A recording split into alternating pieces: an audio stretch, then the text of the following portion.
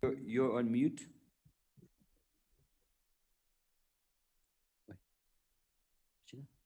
Quick. Professor Poom, you are on mute. Hello and welcome. My name is Kirtipum Kirkosin, or preferably Poom. I will be your host for today's webinar on digitalization in tourism. Thank you for joining us today. We are happy to see participants from approximately 23 Asia Pacific member states, and we have over 60 participants here with us right now. We are also joined by viewers on YouTube, as this event is being broadcast live in English and Korean. Right, but before we proceed, I wish to emphasize a few key points to ensure that the optimal experience of this event. So, number one, we would appreciate it if you could turn on your video throughout the sessions so that we get to see your reactions and say hi to familiar faces. But mute your microphone so that we don't have interferences during the session. Number two, we are encouraged you to ask questions. You can direct them to the speakers. However, please write your questions in the chat box, okay, in the chat box below. Also, please address the questions to the moderators. So each sessions will have a moderator, and please try to direct the questions to the moderators so that we don't clutter the chat box. Also, try to, address your questions to the speakers by, for example, address to questions to speaker one or to the name of the speaker, for example. When you write the questions, okay, we will solicit the questions and ask at the end of the session. So we will not interrupt the speakers, but we will have a panel sessions at the end. Also, feel free to show your appreciations and reactions using the reaction features. I think you have thumbs up. You also have, wave or applause. So feel free to do that as you go along. Also, we will be taking group photos, one at the beginning and one at the end. So we hope to have your participants in the group photos as well. And also a disclaimer, this webinar is being broadcast live on YouTube and is being recorded. The recordings of this event will be available to all of you to view on YouTube after the event ends. Also, I wanted to remind everybody that you may join the webinar either directly in Zoom or on YouTube, but please do not join at both because that would have an echo effect to us. So yeah, please choose either YouTube or Zoom to join. Right. With that in mind, let's give you a brief agendas for today's program. We will have 3 sessions of approximately 1 hour and 15 minutes each. In each sessions, we will give a speaker approximately 15 minutes to speak, and then all questions and discussions will be happening at the end of these sessions. Okay, so if you can ask questions at any time you wish in the chat box, but we may address them later on. So please do not be patient on that as well. And between each sessions, there will be a 10 minutes break, okay, a 10 minutes break, and we will need to stick to the schedules to avoid any delays. Okay, with that, I guess key points out of the way. Now let's turn our attentions and officially start the sessions by hearing from 3 key people who have made this event possible. First up, we have Mr. Harry Huang. Mr. Huang is the Director of Regional Development for Asia and the Pacific at UNWTO. His main responsibilities include providing maximum benefits to the UNWTO member states by maintaining close contacts with member countries for the implementations of the UNWTO general programs of work in the region through project management, document analysis and evaluations, as well as market study publications. This event is such an example of his work. So let's hear from Mr. Huang.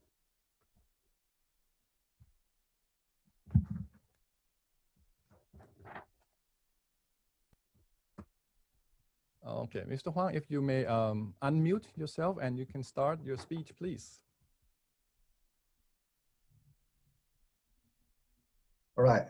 Well, thank you. Thank you for your kind introduction.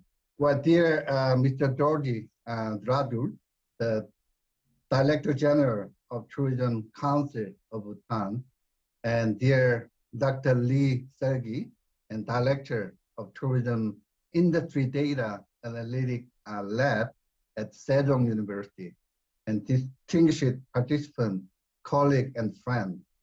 Good morning and good afternoon, and even good evening to our good friend from the Pacific Island. And I must say, I'm very excited for having many participants that our presider mentioned, 23 member states, including Brunei. So we are very happy for having you all.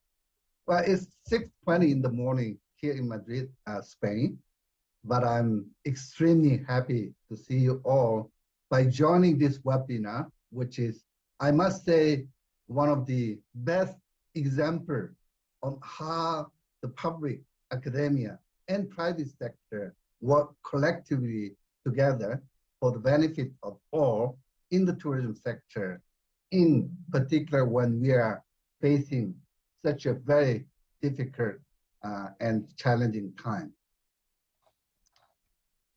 Well, first and foremost, I wish to congratulate Sejong University for organizing this Asia and Pacific webinar on digitalization in tourism in collaboration with Tourism Council of Bhutan and UNWTO.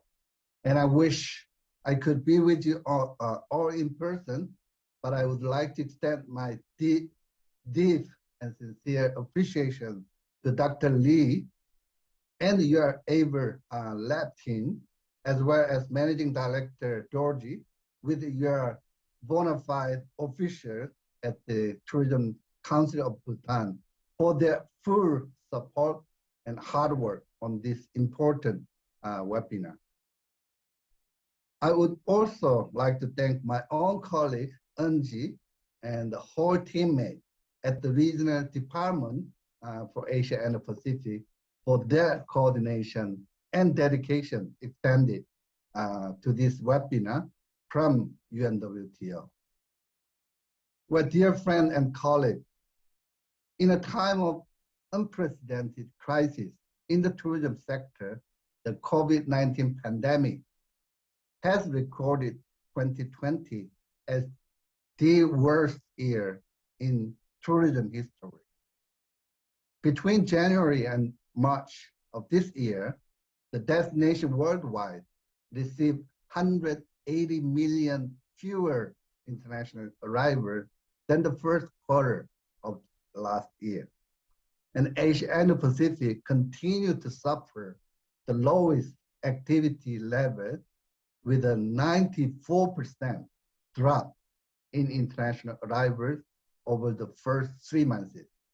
However, it is noteworthy to remind you that UNWTO Confidence Index shows sign of slow but slight uptick in confidence. And the latest survey of the UNWTO panel of tourism experts indicate prospects for the May and August period improving to some extent. The vaccination rollout in key source markets, and most notably, what is called EU Digital Green Certificate, have boosted a realistic hope for rebound from these source markets. So dear friend, I trust that tourism was one of the first sector to digitalize business practices on a global scale and bringing flight and hotel booking online to become a digital pioneer. As information and communication technology became a global phenomenon, the tourism was a consistent early adopter of new technology and platform. So this crisis can be translated as a great opportunity by capitalizing on digitalization in tourism for each destination in the future.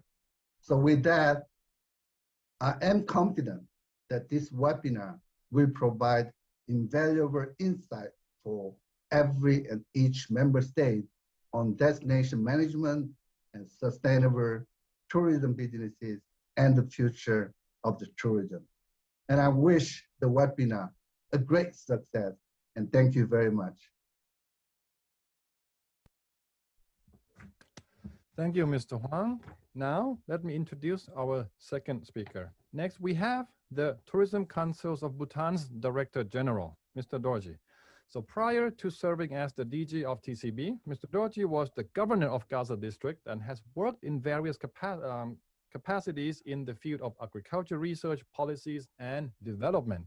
So now, please join me in welcoming Mr. Dorji to the screen. Thank you very much, Professor Poom. Greetings from Kingdom of Bhutan. Mr. Harry Wang, Director, Asia Pacific UNWTO. Dr. Lee Suilki, Director at Tidal and also an Associate Professor at Sejong University. Our two moderators, Professor Poom and Professor Sutherland. Speakers and participants from UNWTO Asia Pacific area. Once again, I'd like to wish you all a very warm greeting and particularly good health and happiness.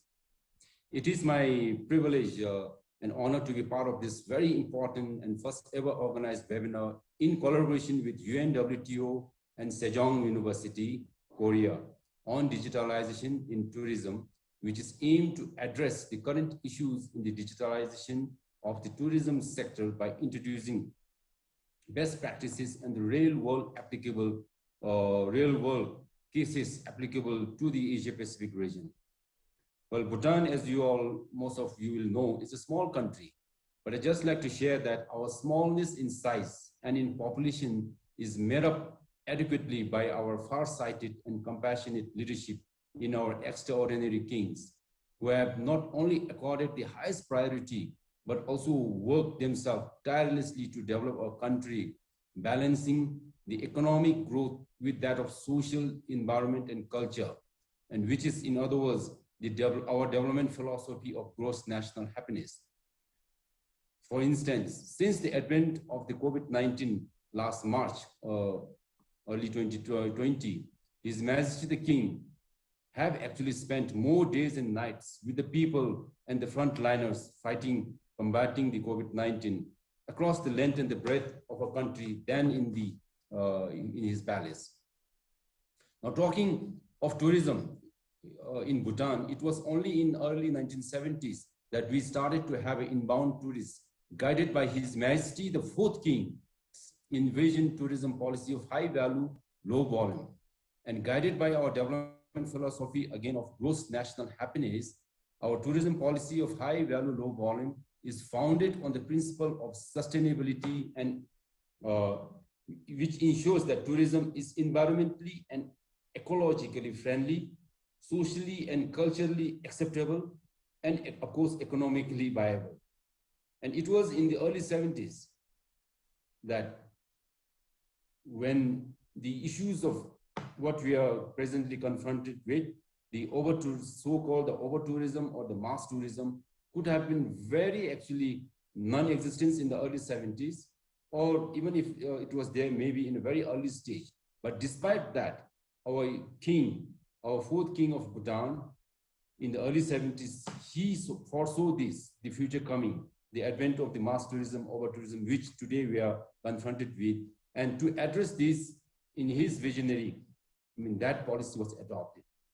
And this visionary and the profound decision taken by our fourth king is actually very beautifully summarized by our king, His Majesty the King. And I like to quote this, quote, when Bhutan opened to foreign tourists in 1970s, our leadership resisted the temptations to harness a quick fortune from mass tourism and instead was prescient to formulate a visionary policy of high value, low volume tourism.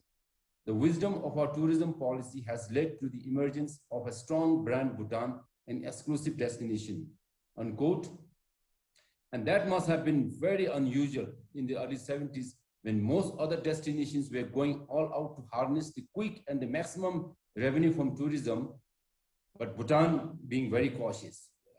But today, after almost 5 decades later, with the world of tourism being bothered by adverse impacts of the over-tourism or mass tourism, and made worse by the more emerging climate change crisis, and more recently by the COVID-19 pandemic.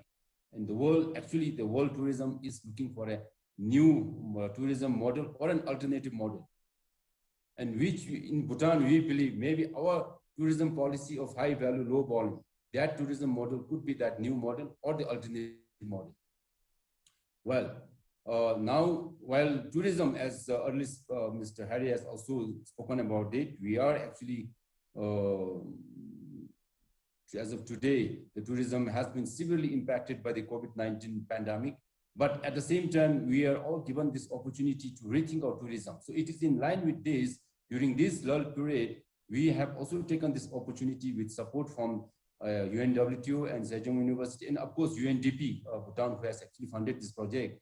We have taken our time to harness the benefits of the ICT, and in particular digitalization. And with this project, actually, we have actually come up with a ICT master plan for Bhutan's tourism, and digitalization is one of the core element of that. Okay, so with this details, of course, I will not touch upon my fellow speaker from Bhutan, Mr. Damchurinjin. He will later on, I'm sure he will talk a little bit more on this. Now, let me conclude by taking this opportunity to thank and appreciate UNWTO for taking the lead in organizing this webinar, and of course, Sejong University for graciously hosting this event. And I'm certain and confident that through this webinar, we will be able to learn more on the digital opportunity in tourism. And I wish everyone a successful and engaging webinar. And more importantly, I wish and pray for good health and happiness of everyone, and that we all together make our world safer from COVID-19 at the soonest, so that we could restart tourism and start sharing happiness by traveling. Thank you, and Tashidele. So thank you very much, Mr. DG. Now let me introduce you to the last speaker. We have Dr. Suki Lee from Sejong University.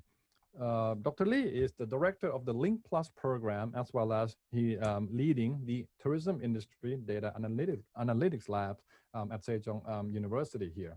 Dr. Lee has successfully managed tourism-related projects involving various kinds of business development, national and international government capacity buildings, and many more successfully in the past.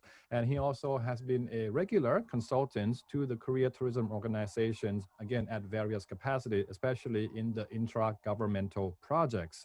So let's keep this short, and let's hear from Dr. Lee.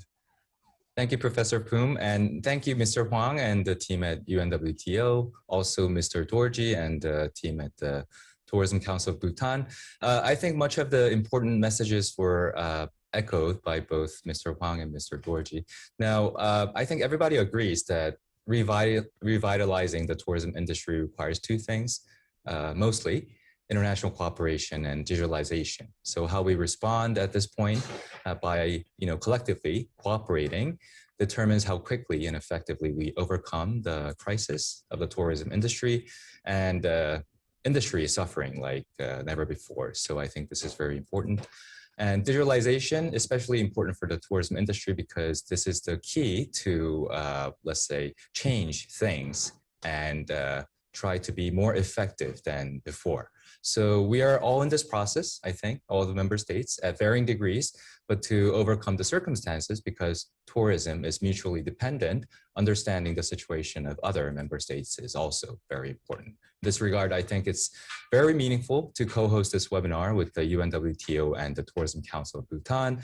The UNWTO is a foremost organization that leads the digitalization efforts of the global tourism industry. And Bhutan is currently a pioneer in the digitalization of the industry, as the TCB is using this crisis as an opportunity to advance their capacity, digital sense of the tourism stakeholders.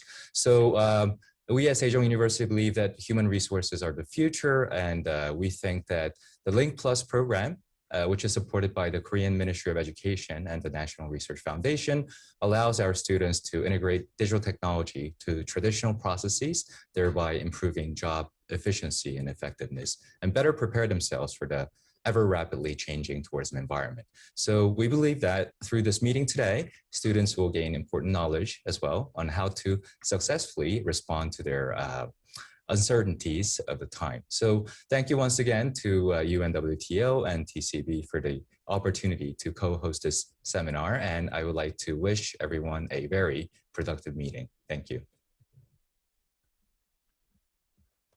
So thank you, Dr. Lee, and all the three speakers for their opening remarks. Now that we are about to start, let's try to jump in and have a group photos, right, before we start with session one. If all the participants here, please turn on your video and give us your best post. Okay, give us your best post. All right. Okay, let's wait a few seconds and then maybe the admin can take that all important screenshot. Would anybody want to jump in and do the capturing?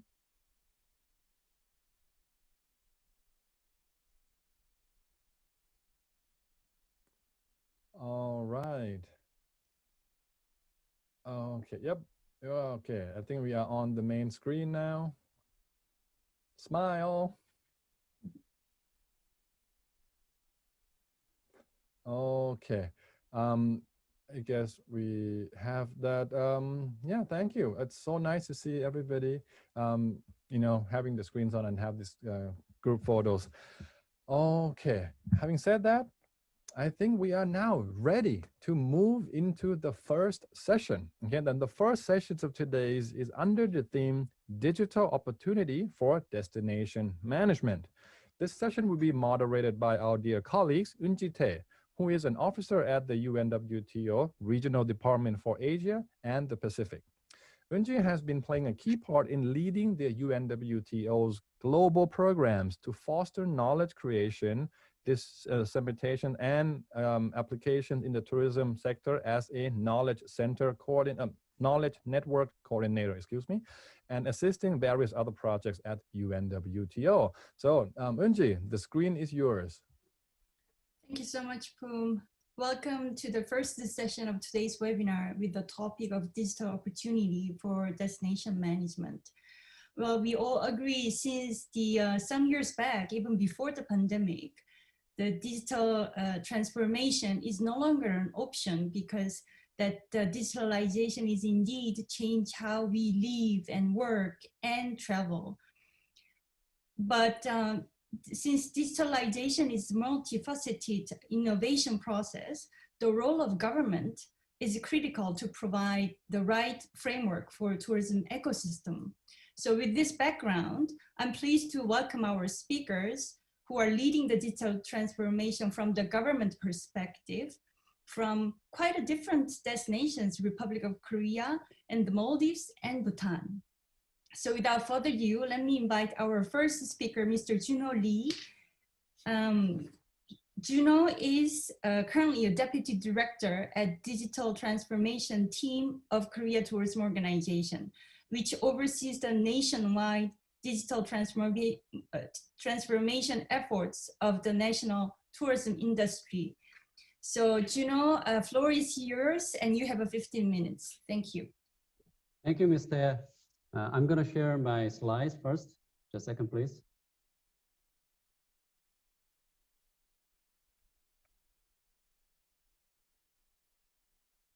Can you see my slides? Yes. No problem. Okay. Thank you so much.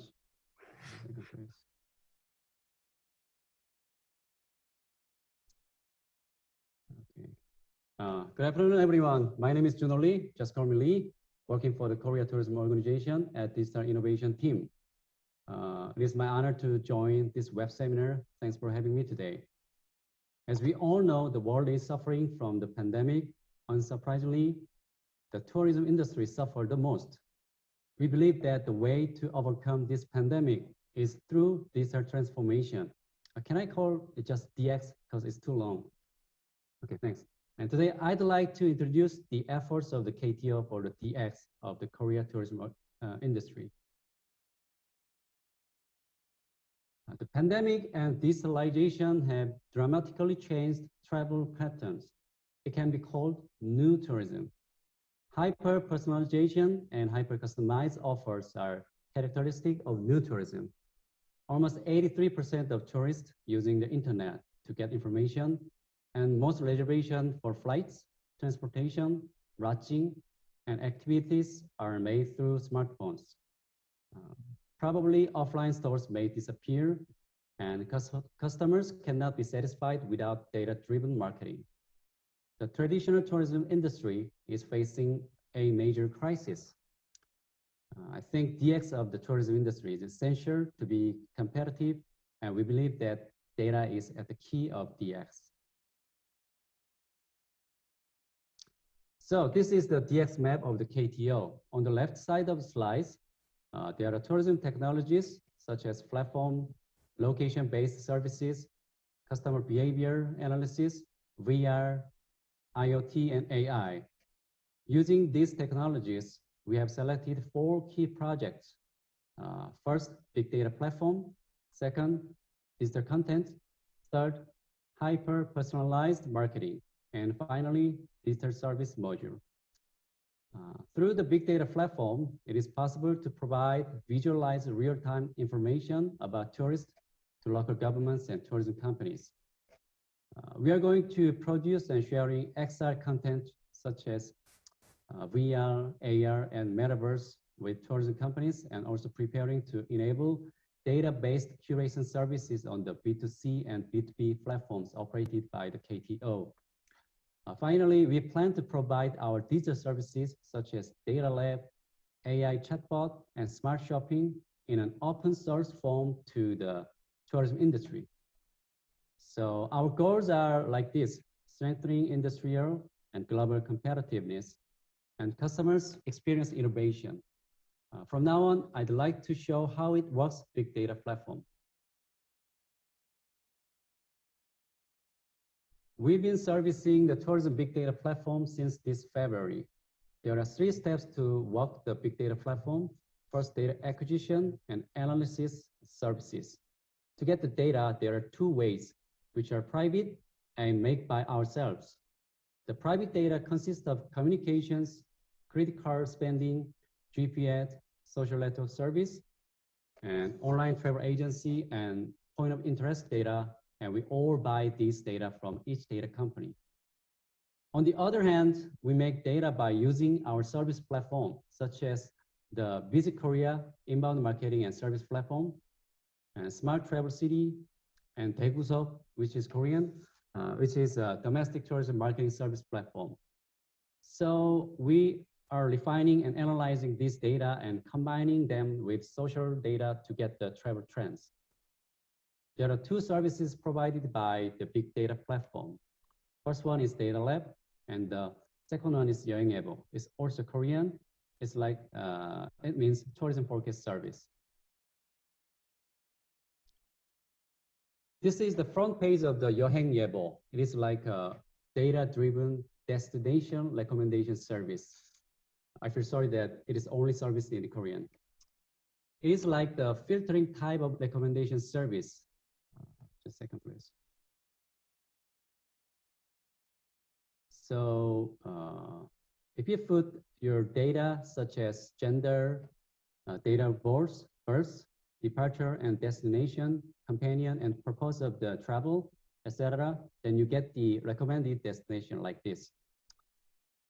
You can check the travel time, 5 hours, 3 hours, like this, and then the congestion of destination, very cloudy and normal, like this.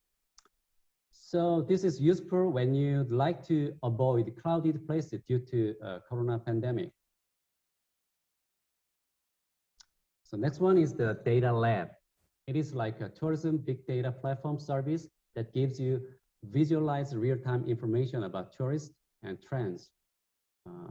As I mentioned before, the service started in February, and so far more than 5,000 tourism companies and local governments have signed up as members.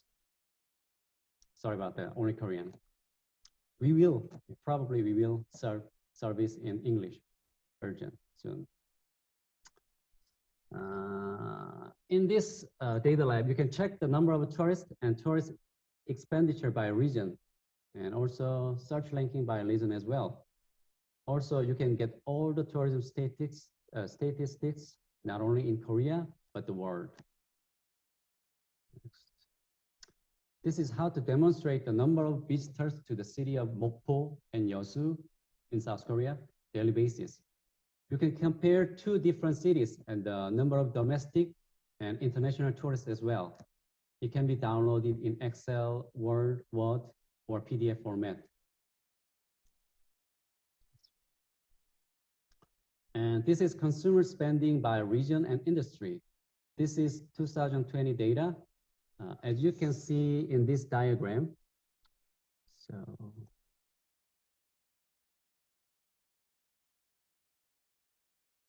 tourists spent on food and beverage the most. The second one is shopping without a duty-free shop. And all spendings has decreased compared to 2019 due to pandemics. Duty-free spending fell by almost 90% and casino fell by 81%. Of course, these data do not show total expenditure, but the overall trend can be seen from this data.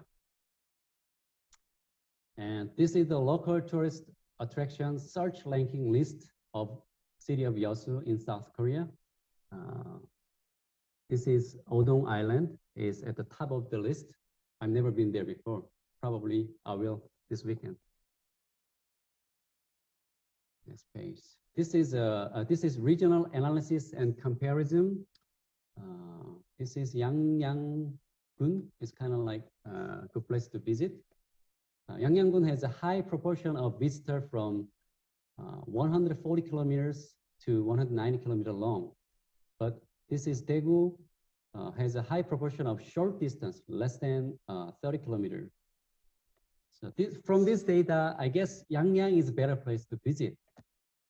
In addition, the reason why the number of visitors to Daegu was very low in February 2020 is very low, is that the number of coronavirus cases increased rapidly in Daegu at the time and shut down at that time.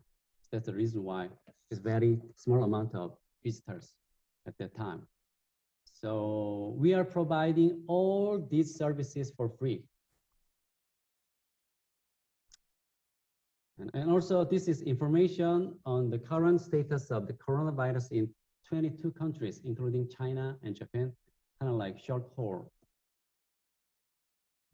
Next one is, it shows that the vaccination rate of 22 countries and also travel bubble status and vaccination passport status and restrictions in daily basis. You can check the all the data from the big data platform, data lab. So the next one is digital content. We are preparing a research management system, not yet, but probably this year, for the free uploading and sharing of digital content such as video clips, pictures, articles, even point of interest and the metadata in tourism. Many Koreans, sorry about that. So probably the next slides, I guess. Nowadays, we are focusing on the metaverse. As we all know, metaverse is a new communication channel for the MZ generation in the world. In the virtual social world, such as Roblox, Minecraft, and Geppetto, which is Korean company, we are going to make more than 30 famous tourist attractions in Korea in a virtual space next year. We already have one place in Geppetto. If you have any, if you have interest, just join the Geppetto and enjoy the Han River in Seoul, South Korea. And this is our tourism ambassador, Rosie. She is a virtual human, as you can see, and probably no scandal anymore. And also, finally, we are working on a bunch of XR content such as AR, VR, metaverse, and hologram as well.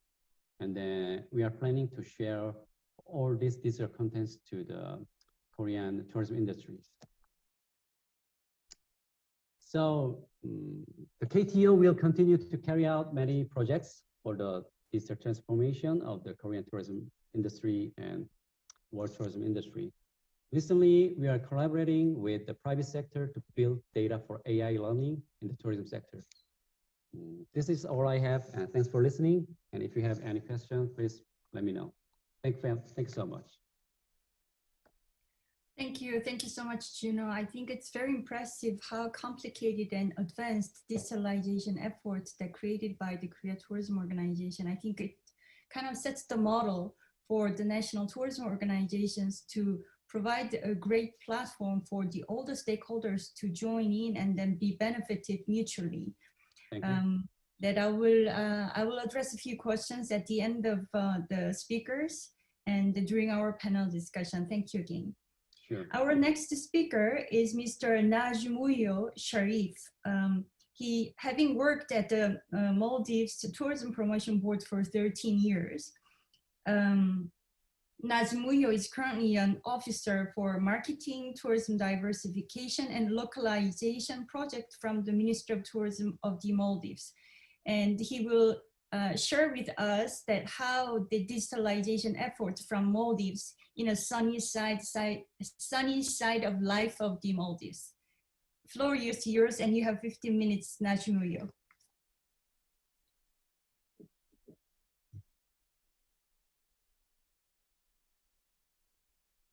Would you like to unmute yourself? Do you hear me? Yes, now we can see you and hear you. Thank you very much. Good day, everyone. It's my pleasure to give a presentation about Maldives and how we change in the process and how we create new products in order to be competitive in the market. In my presentation, I will be looking into digitalization in the context of Maldives product diversification. To leave with you important approach that Maldives has taken to increase competitiveness of Maldives brand, the product, increase economic benefits to island communities. For that, innovation are at the forefront of this growth strategy. As you may have known, Maldives is a premium destination, an island nation over 1,190 islands, competing world market as a luxury destination.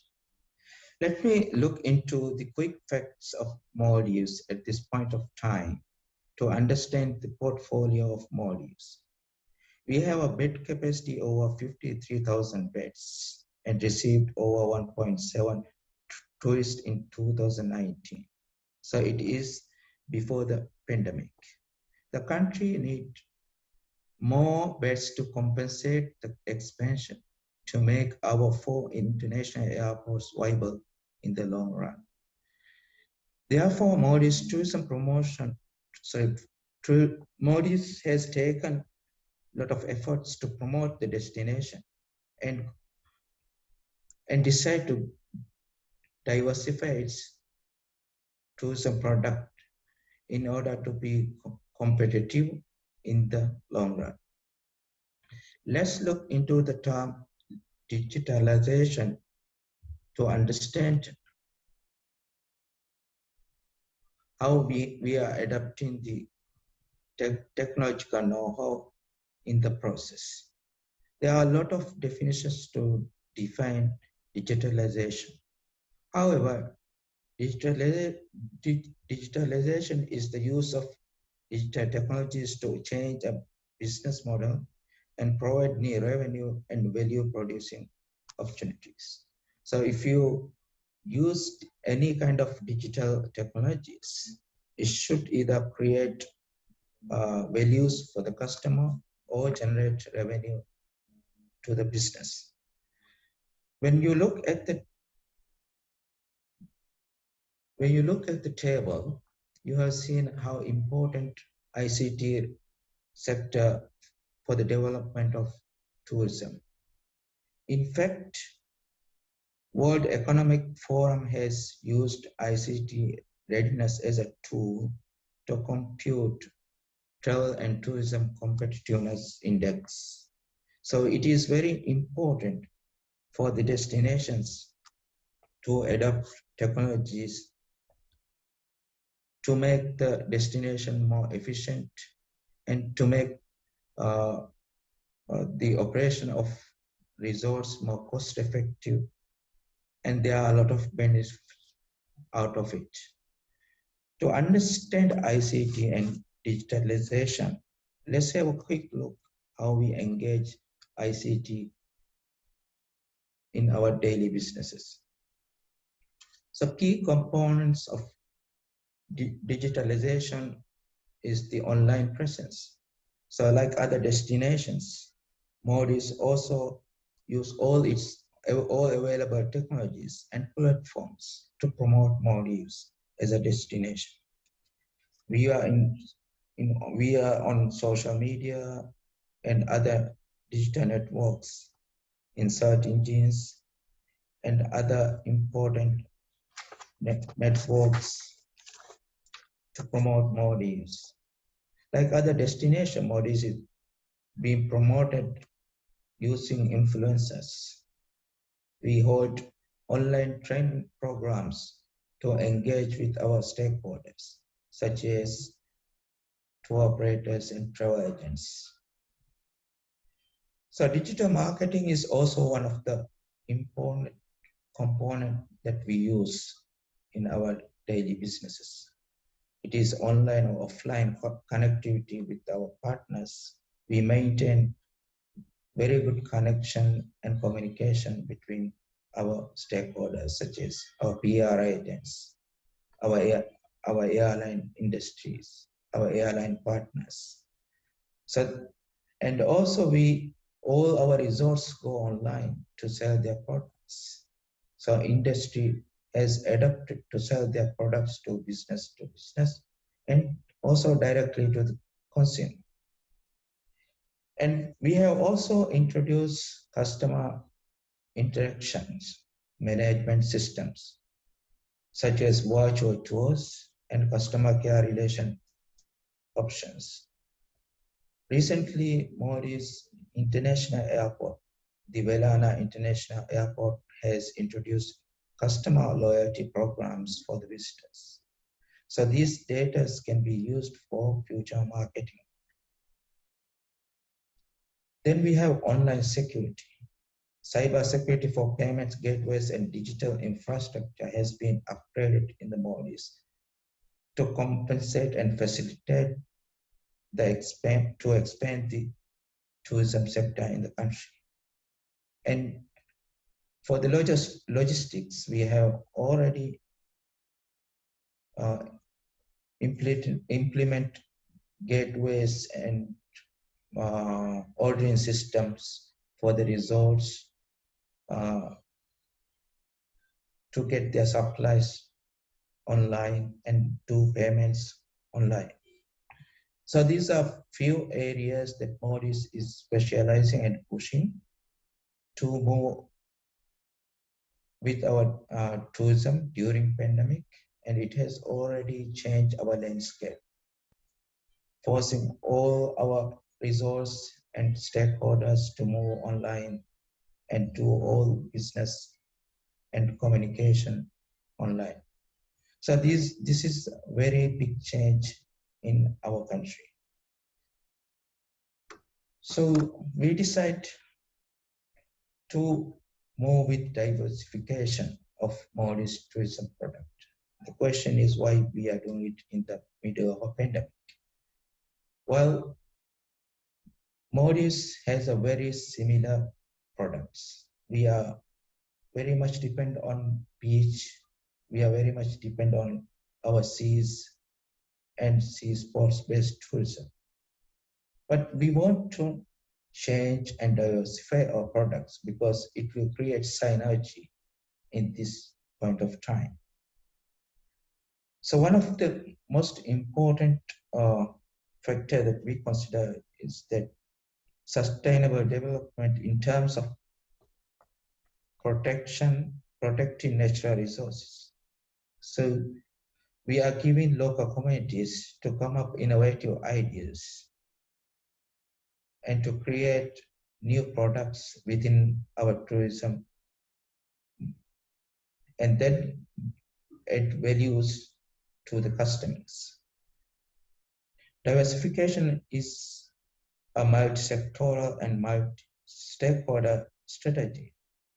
Therefore, destinations use diversification to overcome from COVID-19. So when we do the diversification, we expect to have a different portfolio and increase choices for the customers, which in turn attract new markets, and which gives opportunity for the island communities to restructure their island economies and stimulate the economy. Innovation. I'm sorry, can I give you a 5 minutes alert? You have 5 minutes left. Okay. Thank you. So how digitalization complement tourism product? And the question is whether we have an opportunity gap here. Yes, we have, because we have a lot of pressure from local communities to earn the benefits of tourism, to make their lives better, and for that, to adapt tourism in local communities, we have very good internet connection. All our population is digitally connected, and we have passed new regulation to favor into this diversification. So local communities can now engage businesses with foreign parties, and they can also form companies to do business. So adaptation of technology in diversification. We are holding meetings through Zooms. We are talking and having meetings with our council members. We are creating single tourist web portal for the island communities to promote their products. We are introducing high-speed ferry system to connect all the islands through a speed launch network. We have a digital banking system in the Maldives, real-time transactions, which allows real-time transactions, and the businesses can flow easily. We have e-monitoring system for quality assurance, and we are restructuring our agriculture for smart farming to complement tourism sector. So all those changes comes with new technologies and available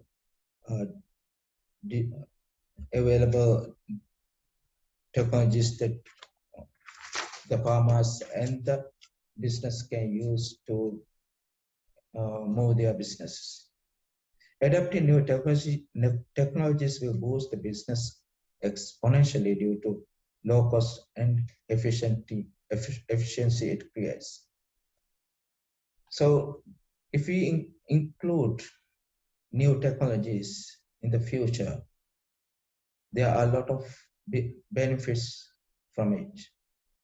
Artificial intelligence and creation of quantum processors to improve machine learning systems solve complex logistic problems. We can also use new logistics based on typical infrastructure solutions like Uber. They are using current environment, current businesses to come up with new kind of business models and succeed in it. So soon the world is going to use blockchain technologies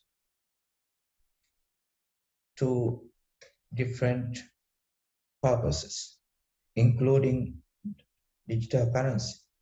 The president of El Salvador yesterday agreed that Bitcoin is a legal tender in his country. So governments and countries are adopting digital currency.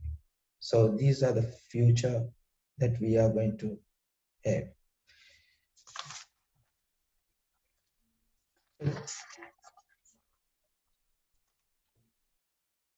So digitalization, diversification are essential factors to combine to boost our tourism sector.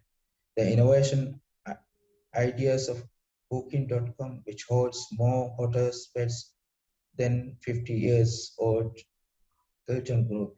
Uber owns more taxis than any other taxi company in the world. This justifies the importance of digitalization and innovation more than ever. Thank you very much. Thank you so much for your presentation. I think we all agree that digitalization has this ambivalent aspects of the positive and negative side for tourism businesses. And I think this is the one of the benefits which diversify tourism product is really the benefits of the digitalization. Well, I will have some questions related to that in the later panel discussion, but thank you so much for your presentation. Our next speaker is Mr. Damcho Rinjin. He is the head of the Tourism Promotion Division in Tourism Council of Bhutan, with particular interest in developing the unique brand Bhutan. He's playing a key role in marketing and promoting Bhutan. I will give you a floor and you have 15 minutes, Damcho. Thank you, Yunji. Am I audible and you can see my screen, right? Yes. So thank you very much. It's an honor for me to be part of this very important and much needed digitalization tourism as a webinar. I am no expert in digitalization, I must say. We had this, of course, Professor Poom, Professor Ian, Professor Lee. We all worked on digitalization project for Bhutan, and I was probably the one who asked a lot of interesting questions, and our colleagues got me to present. So I'm no expert, but I'm very happy and honored to be sharing the experience of Bhutan, the digital opportunities for destination management. So thank you very much, UNWTO, of course, Sejong University, partnering with my office. So this is the outline. This is my outline. So first, brief discussion on tourism structure, then the existing online systems, and of course, some of the system that we pick for discussion so that people, of course, if you're interested, can learn from what we have actually used in terms of tourism system, then the digital opportunity, and if there's time, digital benefits. And I hope my session is going to be as interesting and as beautiful as my photo on the outline. So before we start, Ian, you talked about tourism ecosystem, and the tourism ecosystem for Bhutan is very unique. It's different from other countries. And we have to understand the system ecosystem to have digital solutions and look at digital opportunities. So for Bhutan, all tourists coming to Bhutan must work with the Bhutanese tour operator or their counterparts abroad, and they must pre-arrange and prepay. Everything has to be pre-arranged and prepay. And then while they are in Bhutan, they must be escorted by a professional licensed guide. And of course, stay in the places, the hotels and the places, the campsites, and then the places that are actually identified in the pre-plan. So in this manner of conduct of the ecosystem of the travel journey of a tourist, and of course the host, there is a value for tourists of getting a good experience out of this. And of course, also we have to not forget the value that high value that the destination must benefit out of tourism. So the whole ecosystem of Bhutan is slightly different from the other destinations in the world, in the sense that they must pre-arrange and prepay and use a guided tour for the benefit of course, a wonderful experience. And when we talk about digital solutions and digital experiences, this is something that we must keep in mind. And of course, the whole tourism system is guided by the overall vision of high value, low volume, which my Director General touched upon briefly earlier. And of course, it's a gift from our throne. So since 1974, ever since 1974, Bhutan embarked on a journey guided by high value, low volume tourism. And I must say this is keeping behind or leaving mass tourism out of context. And so when we discuss about digitalization today, we already talk about the digital solutions not targeting to mass tourism because it's irrelevant to Bhutan, but guided and high value tourism for Bhutan. And also we have to understand the brand identity of a destination. So how can digitalization enhance the experience in terms of whether it's be adventure, tradition, rejuvenation, mystery, well-being, and authenticity? These are some of the main words that summarizes tourism brand Bhutan for Bhutan. And in the context of digitalization, when you talk about digitalization, how do we make sure that digitalization answers or supports or enhances these brand identity, or rather I would say a brand promise of the Kingdom of Bhutan? Then the current systems that we have for Bhutan are the visa system. So since 2010, after 2010, we have an online visa system, which we will use as one of the examples later in my presentation, which has actually worked as well. By the way, the photo that you see on this slide is Mount Gangarfinsum.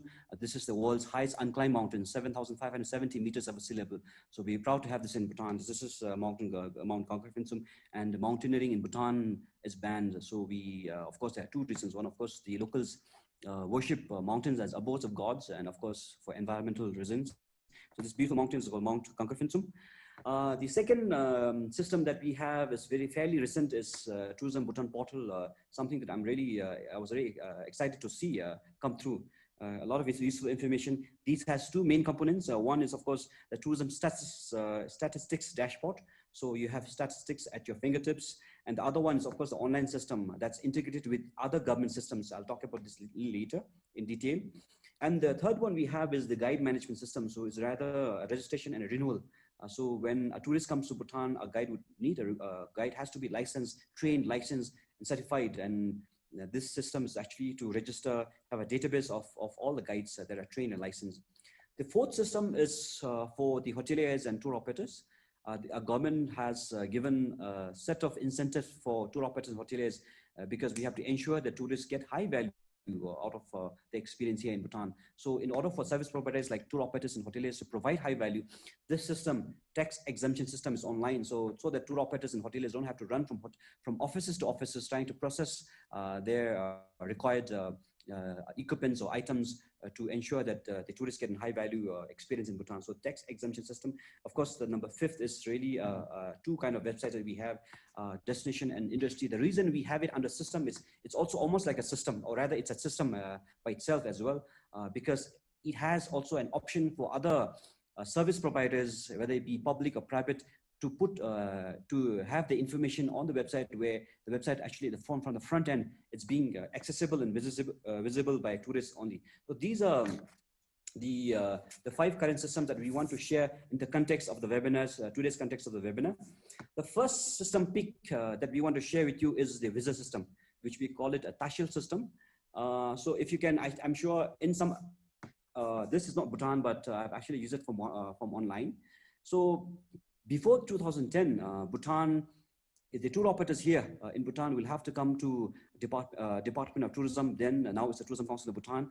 They have to come with a lot of papers and run from office to even to a bank because of two payment. So there was a lot of waiting. Paper have to be carried, costs involved, and it's very inconvenient for tour operators and other partners in the industry without having an online system. But after 2010. We initiated this Tashil online system. So everything is online now. So a tour operator would log in with the details of a tourist. So at present, everything has to be done by a tour operator. So the tour operator would collect passport copies, discuss with tourists of the itineraries, the places they would travel, which guide they would actually assign for a group of tourists. So these are all put online by a tour operator from his or her office without having to come to Tourism Council of Bhutan, without having to go to a bank to make sure that if the money has come through. Sometimes sometimes they have to go, but in most cases, it's all being done online. And the Immigration Department of Immigration is linked to it. So this is a system that was developed after 2010. It's very, very useful because it has actually solved a lot of things, like it's making it convenient for the tour operator and other players. Is very immediate. I think with this day and age of technology, people have become impatient. So I think the having to wait in a line is actually a question of the past. So again, of course, paperless, environmental saving there, secure, of course, cybersecurity we're talking about. It's very, this is of course part of the package, but secure in the sense that you are not worried about losing your hard copy paper or visa application or getting soaked in the rain sometimes. So it's secure, eco-friendly. A lot of people like paperless, eco-friendly, of course, without having to drive to different places. There's environmental cost to it. Efficient, like it's quite similar to immediate, and cost saving. So there are a lot of advantages of having a system like this. And this system has served Bhutan well. And of course, this is systematic and efficient, we actually can give an efficient or immediate or a very professional response to tourists. We cannot say that, okay, I have to go to an office, walk to the office, or drive to office and tell all the stories that we used to tell a long time ago, of course, of the difficulties of accessing without an online system. But this really served as well. The other system that we want to share with you today is Tourism Bhutan portal. So this is how it looks. This is very similar to United Nations World Tourism Organization dashboard. I must say it's very, very well done. UNWTO's dashboard is well done. It provides wonderful insights into different destinations. We can, as a destination, be part of it. The recent engagement we have with UNWTO is the destination. There's updates of the destination that has been put. I can't remember exactly the name of it. Oh, sorry, the destination tracker. So this is something that recent engagement with UNW dashboard, but very similar to that. So here, anybody could access online. So you have to go to portal.tourism.gov.bt, and if you actually, in the slide that I've used, you can click on a country and you can see the name of the country and the total tourist visitors have visited, and year-wise you can check. It's at your fingertips. On the bottom, you can see total visitor arrivals, foreign exchange, and then tourism and number of tourism enterprises. So worldwide, accessible worldwide. And also it includes something called online services. So under this tourism dashboard, before that is you have statistics on inbound tourism, outbound tourism, domestic tourism, tourism enterprise, employment. Before this existence of this system, either we email it to our colleagues or they access it from our website, but it's not as, what do you call it, practical as the Tourism Bhutan portal, where you can, the choices are, it's yours. You just have to search by the options there. Whereas if you really have a paper, if a document by itself, it takes time for you to read. And firstly, you have to contact, you have to know people to really ask for a copy, and you have to know for a link. But with this dashboard, I think it's very easily accessible and very convenient for people to use it. The other fantastic service I thought was the online services. These are for people who provide online service, people who like to, for example, hoteliers, and people who want to register events for tourism. So this is connected with the overall government portal. So I was trying it on and see what kind of events can I register, and I was clicking on it, and then they sent you, I didn't even realize, before I realized, they sent me a code on my mobile number so that I can put it in and then access this platform. So it's how it's integrated to government systems. So as we are talking about digitalizing tourism, it's not just about tourism, but interlinking, integration of systems with other government systems, other public systems. So this is actually fantastic. I thought it's a new system that we can have for our tourism, of course, industry, services providers. Of course, there's other services like, a link to our two websites, guide management system, the visa online system, tax exemption system that I talked about, and resource in the directory or media library I'll talk about a little later. And this is a sample of the information I was trying to generate. So I looked at inbound tourism, monthly visitors by purpose for 2019. This is how I get, and this is accessible from all over the world if you have access to an internet. This is how convenient it's become. So it's online, convenient, immediate, cost saving. So this is the other system pick that we picked to discuss as a case study for today's webinar. Now talking about opportunity, the way forward, and this is very much part of our collaboration with Sejong University, of course, with the UNDP in Bhutan. When I talked briefly about digitization of tourism services in Bhutan, experience in Bhutan. So one of the things we are looking is to develop TCP hub. So under this, there are, of course, three main components and two auxiliary components to it. One is the one-stop service center. This is very much needed. I think people really have to go, don't really have to now with the digital technology and digitalization, the opportunity in digitalization, people don't really have to look for different, to go to different places to access information. You can actually easily make a one-stop service center. This is something we are looking at. The other one is enhanced payment system, whether it be payment between the service providers or whether it be payment of tourists wanting to buy things in Bhutan, items in Bhutan, souvenirs in Bhutan. One of the biggest challenge for Bhutan is, of course, any other destination, is to increase the out-of-pocket spending. So here we are looking at how can we have a system, a digital payment system, to enhance payment system. It's making it easier for tourists to buy, which means that it's actually contributing a lot to the local economy. So how are we looking at enhancing the payment system? The other one is, of course, even the visa system is very good for us. How can we enhance? So here we are looking at probably doing two things.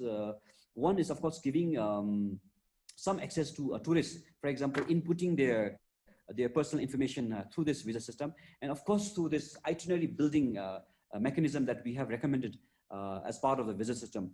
The other two auxiliary services we're looking at is messenger. Sometimes they call it chatbot, where you can talk with service provider to service provider and tour operator to a tourist. They can have an instant, secure, safe messenger services built within this TCB hub, Tourism Council of Bhutan hub.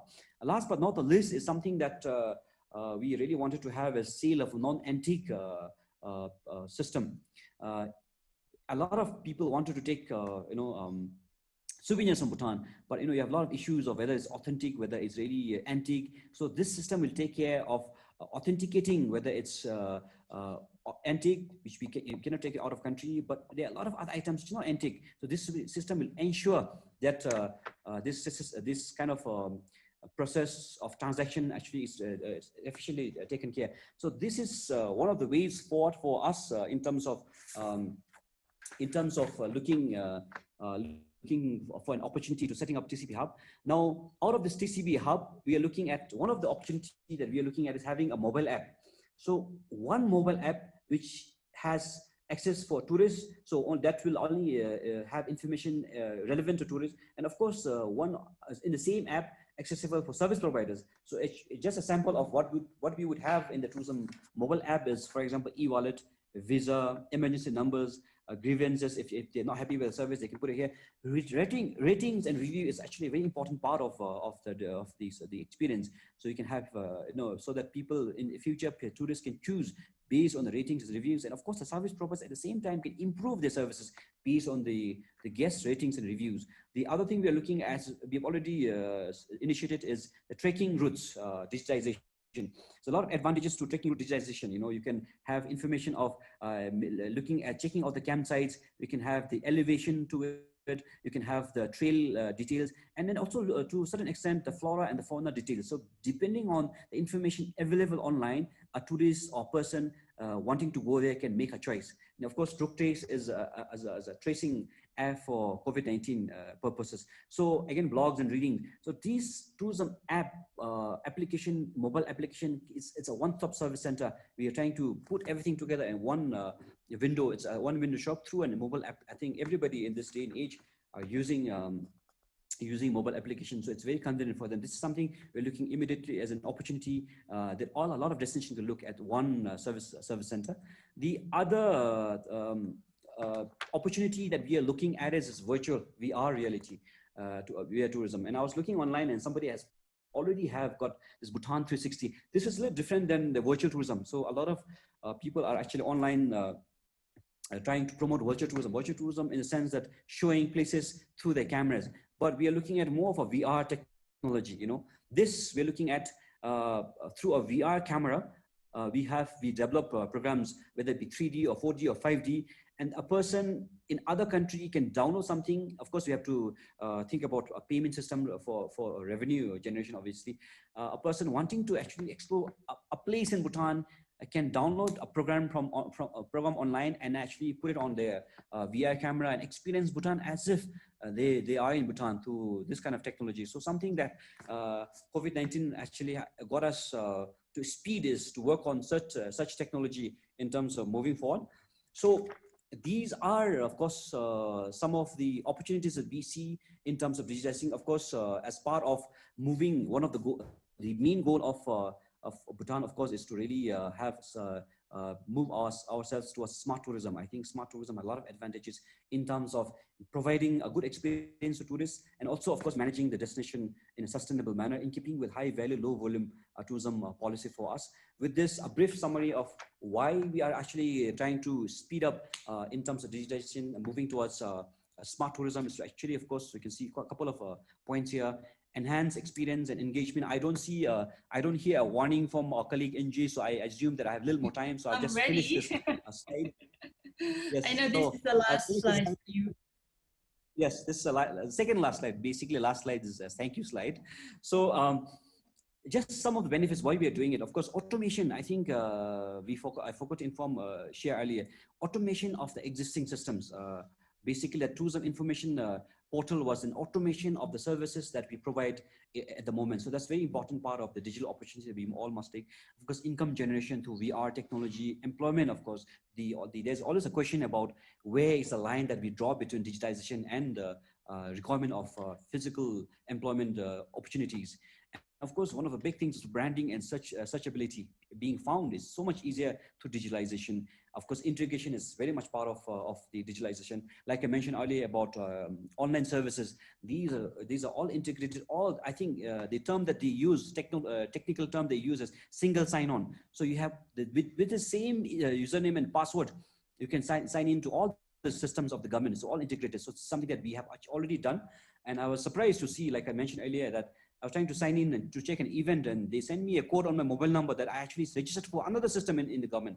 So this is how maybe we should be looking at to provide a very convenient service through digitization. So these are some of the benefits. Obviously, of course, as we all know, we must travel when we opens, enjoy and respect when we travel. And these are some of the social media channels if you're interested to stay in touch with Tourism Council Bhutan. But like I said, once again, it's an honor for me to be part of this important webinar and also to be talking about the digital story briefly of Kingdom of Bhutan. I would be happy to share, take some questions later, but this is a fantastic opportunity for us. Thank you very much. And that's about it. ENG, up to you. Thank you. Thank you, Damcho. I think it's impossible to grasp all the benefits and the advantage of digital transformation that Bhutan went through within 15 minutes of a short span of time. So I know that you were running to finish your slides. Well, I think it's an excellent examples and how exclusive and unique and hyper-personalized the tourism product like destination in Bhutan, that the government support the tourism stakeholders to focus and to maintain their authenticity of their tourism product, not worrying about all these little tiny, tedious administrative procedures. So I think this is also one of the good examples that you provide a great and right platform for digitalization for tourism product. You mentioned a little bit and how we have started this this webinar. For all of you that from the member states of UNWTO, that in fact we originally planned to organize the regional conference in person in Bhutan, but that's why we have to postpone several times to be really able to organize it in person, to invite all of you to Bhutan, but it wasn't possible. That's why on behalf of that, we decided to organize this this webinar. That's why you can see why that Bhutan and Sejong University is the co-organizer of this webinar, because we had worked with UNDP Bhutan, UNWTO, and Sejong University and Tourism Council of Bhutan for this particular project for digital transformation. Well, probably round 2 in Bhutan. Thank you. Great. Okay, well, then I will invite the our last speaker for the session 1, Ms. Natalia Bayona. Well, unfortunately, she could not join today's webinar in real time due to her overseas mission, but she sent us her message on digital opportunities for destination management. She is the director of UNWTO Innovation, Education, and Investment of the UNWTO department. And I think her department, the name of the department, is actually providing us some key messages of how we succeed in digital transformation. So I will invite her to share her message with us. 2020 has helped us to improve innovation, sustainability, and of course have helped us to promote the different things that can help us to create a more sustainable, inclusive, and modern tourism model. Today, I have a lot of things to tell you. Let's start by saying that, first of all, we have a lot of challenges to promote tourism and to rebound tourism again. How we can do this? By far, innovation has to be one of the key drivers if we want a new model and of course to grow faster.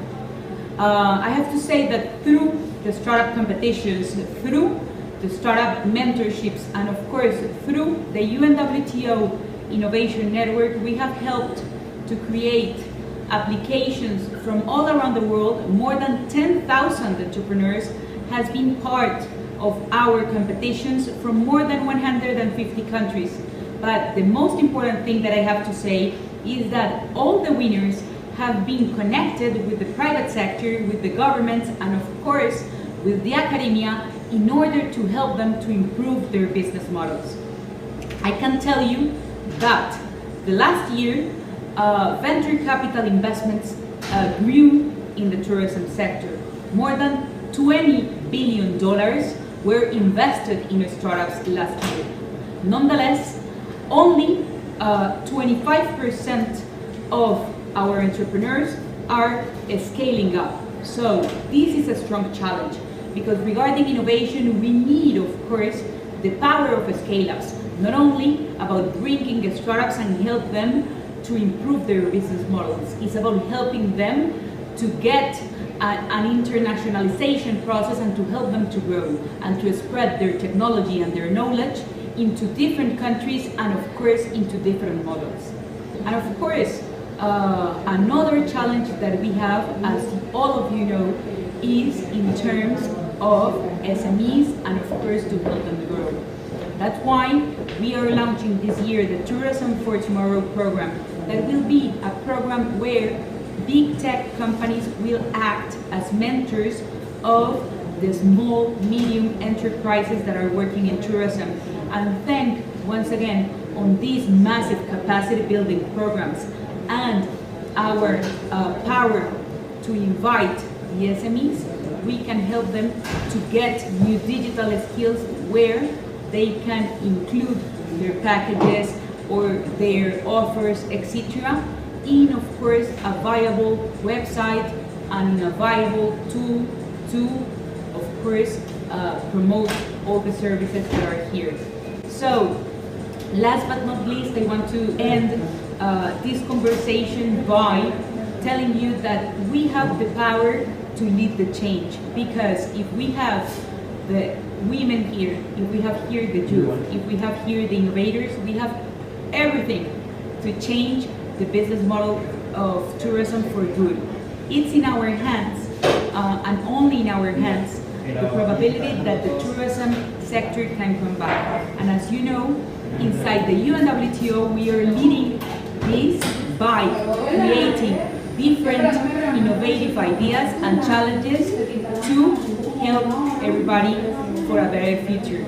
So, once again, I would like to thank all of you to be here with me, and remember that innovation, education, sustainability, investments are part of our new normal, and of course will help us to lead the change and to rebound tourism again. Thank you.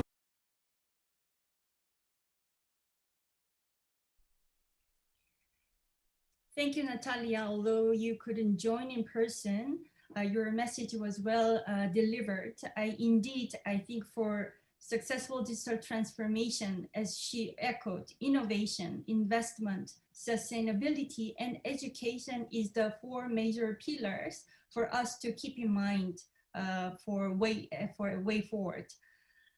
Right, I think we do not have a lot of time left, but I can see that there are some of the questions that raised from the audiences. But let me, following up the three speakers' presentation, let me ask one question as a prerogative of the moderator to Juno from KTO. For digitalization efforts that KTO was conducted, is there any gap in in digitalization effort within the tourism industry? And if there is some difficulty, how did you and KTO has overcome these challenges? Yeah, thank you. There was a clear difference between the KTO and the tourism industry on digital transformation. The private sector wants financial support the most. However, it seems that the employees of the KTO were much more against and skeptical. I know it's a very strong word, but of the DX than that. So to overcome this, the KTO CEO held several hackathons with employees, and the KTO provided training sessions to improve their digital literacy. In addition, a task force team was formed to set up digital transformation strategies for the KTO and the tourism industry, and established the digital tourism division this year. Recently, we've been communicating a lot with tourism companies, startups, and local governments to cooperate with them. As I said before, we are collaborating with the startup to build data for AI learning and the tourism sector. In my opinion, communication is important for DX. Since the public and private sectors both have their strengths, I believe that the industrial DX will be much faster and more effective if they communicate and cooperate. Thank you. Yes, thank you so much. I really agree. I cannot agree more with you that communication and cooperation with all the tourism stakeholders is actually key for any successful project in our policy, successful policy in tourism, tourism destination management. Then let me ask you a quick question to Najmuyo.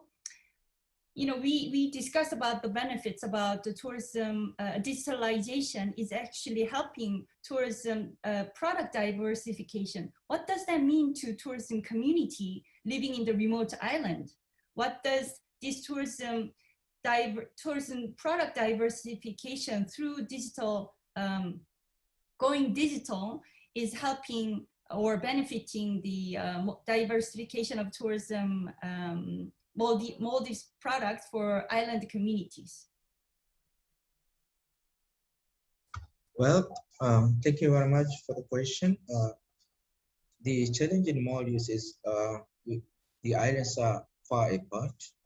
They are not connected through a regular transportation system. And then because of that, tourism is not an economic activity in the islands. So what the government is trying to do is to bring tourism to the island communities, to give them the benefit of tourism, passing tourism dollar into their economies.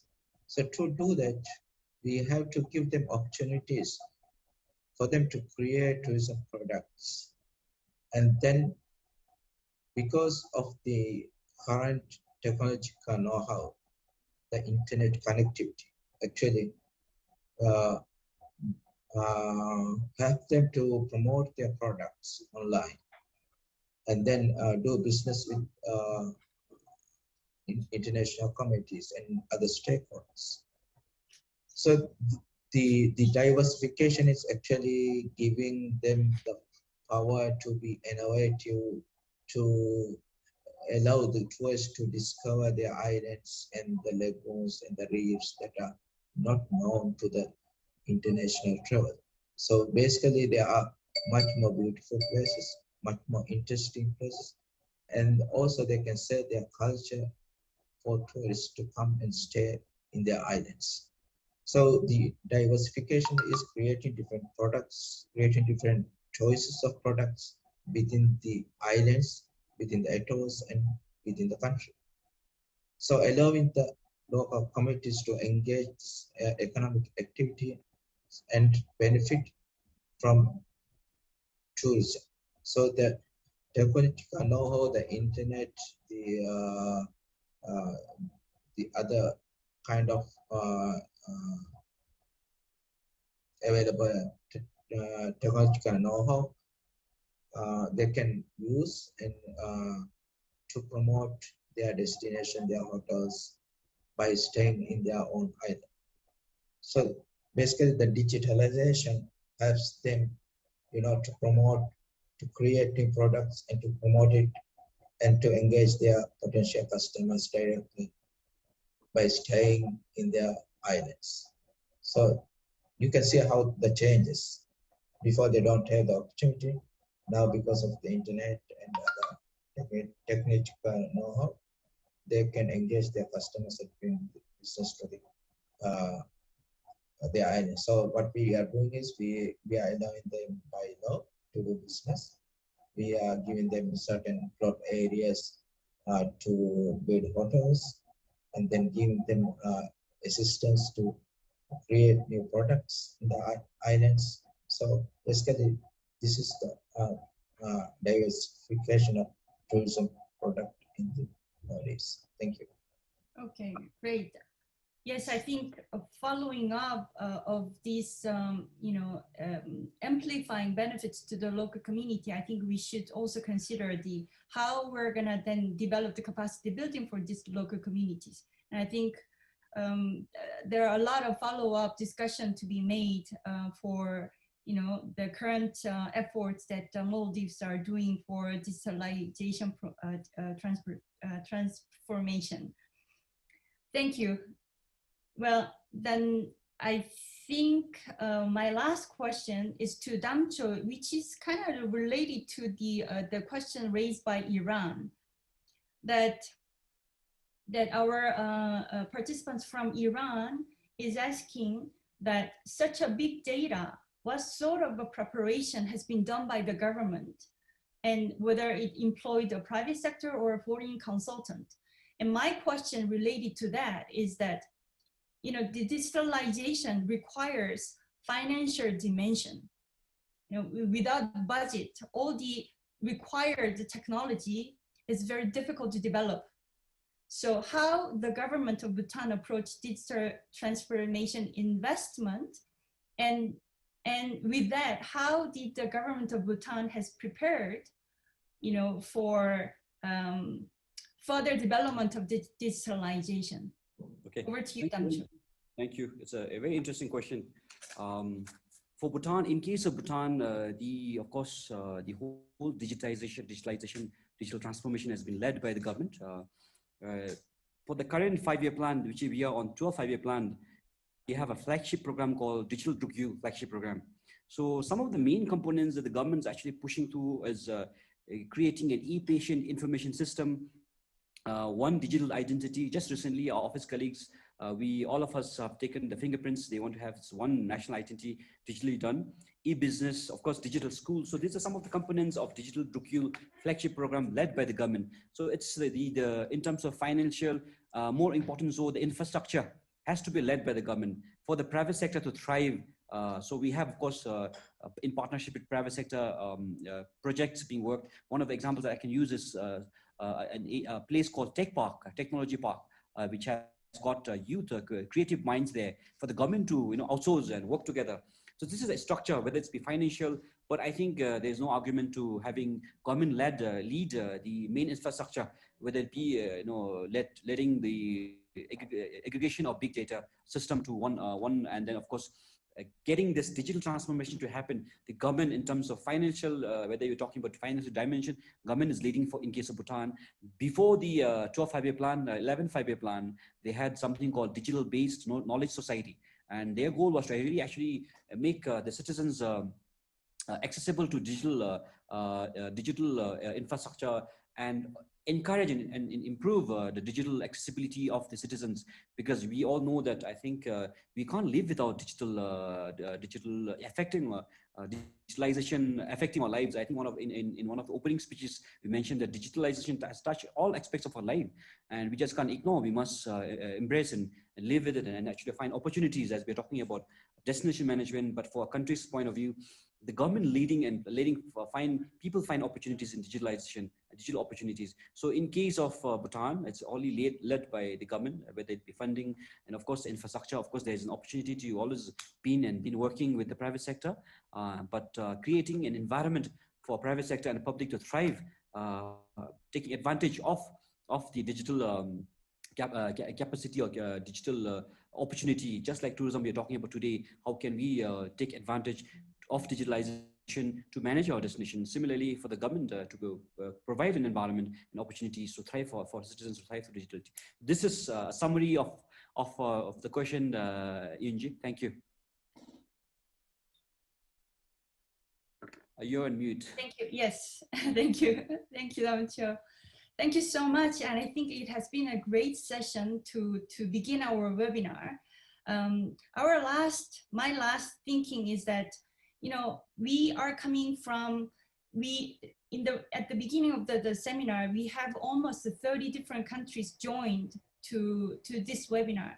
We all have different products. Diversification, our own destination is very wide and then interesting, but our efforts on digitalization, that we have a common strategy.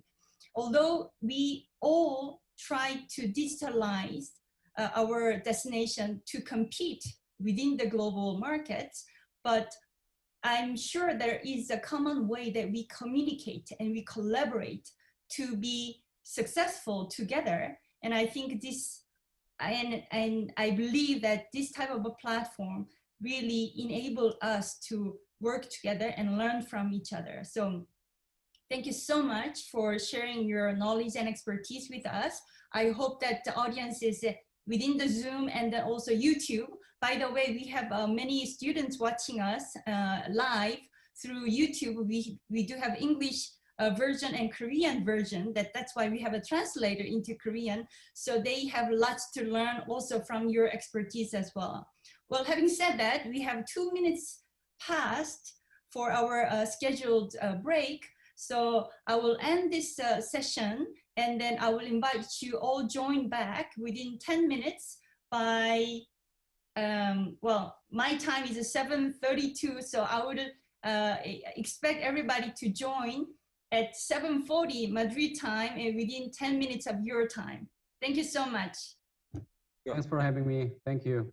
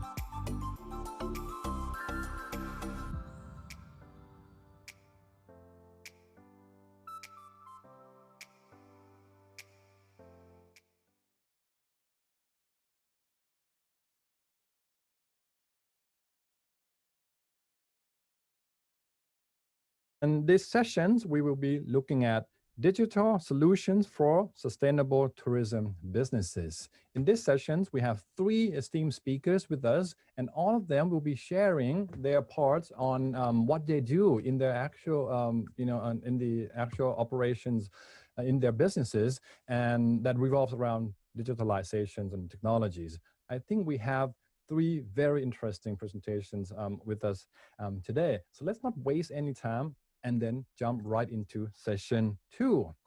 And in this session, it's now my turn to introduce myself as the moderator of session 2. So again, my name is Kirtipum Kirkosin, or simply as Pum.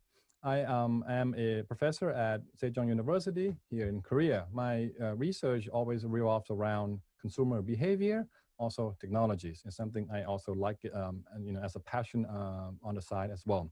So I do look forward to this session, and I think we can all, learn a lot and see what kind of implications in the real world that exist today. Okay, so having said that, now let me bring your attention to our first speaker.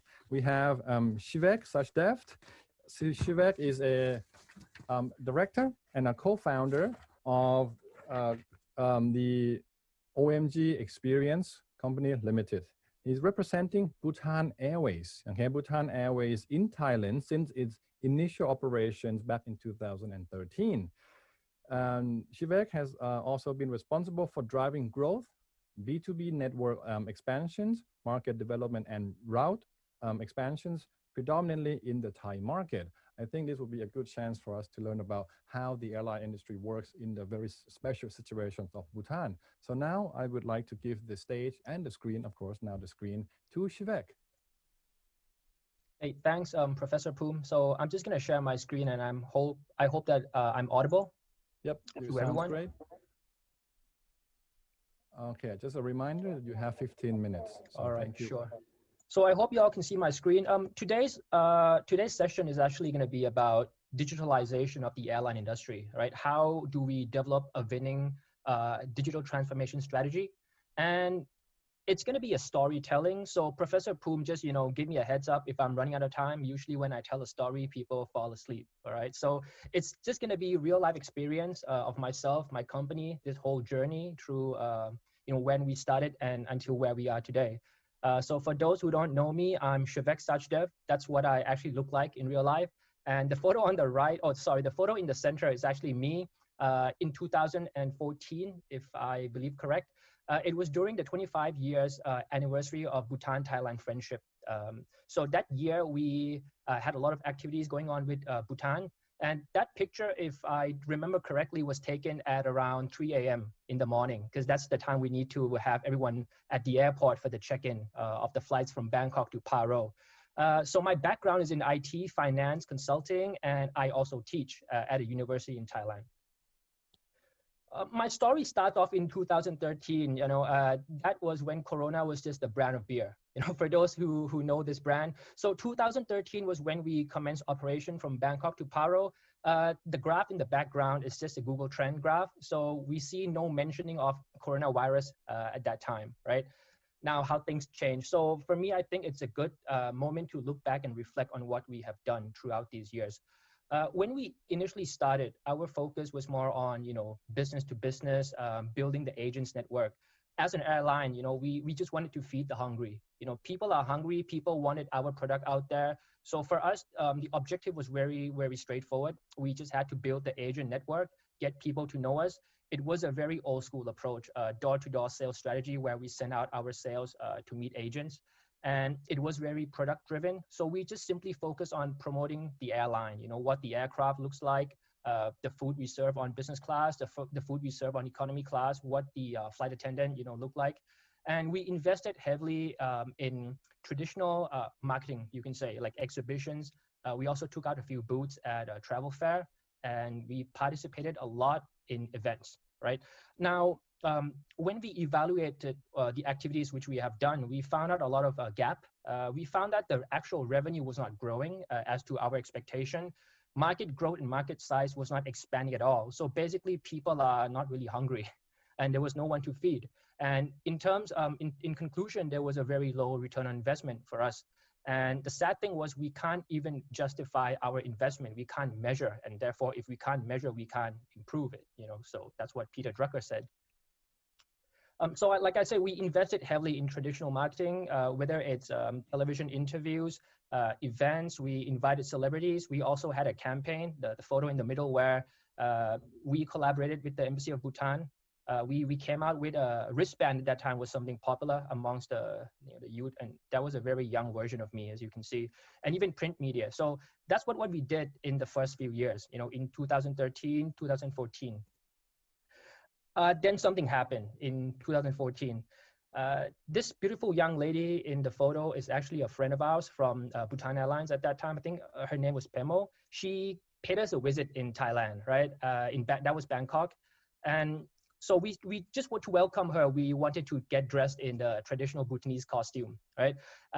Coincidentally, at that time, there was a protest, a government anti-government protest going on in Bangkok, which is something which people may have heard of. So we strolled around the street. We took the street dressed in a traditional Bhutanese costume. And when we went for lunch towards the stage where the speakers were protesting, they welcome us by saying, welcome our Tibetan friends.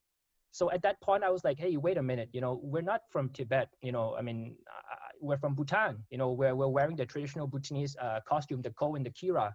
So that was the point of epiphany where I thought, we have to do something about this. People should see Bhutan as the way Bhutan is. So that was the time when we thought, well, actually, the main reason for us to sit down and think about this was because when we shared this photo online, we got a very good reception. At that time, there was a lot of shares. People mentioned us a lot about, the people from Bhutan walking around the street.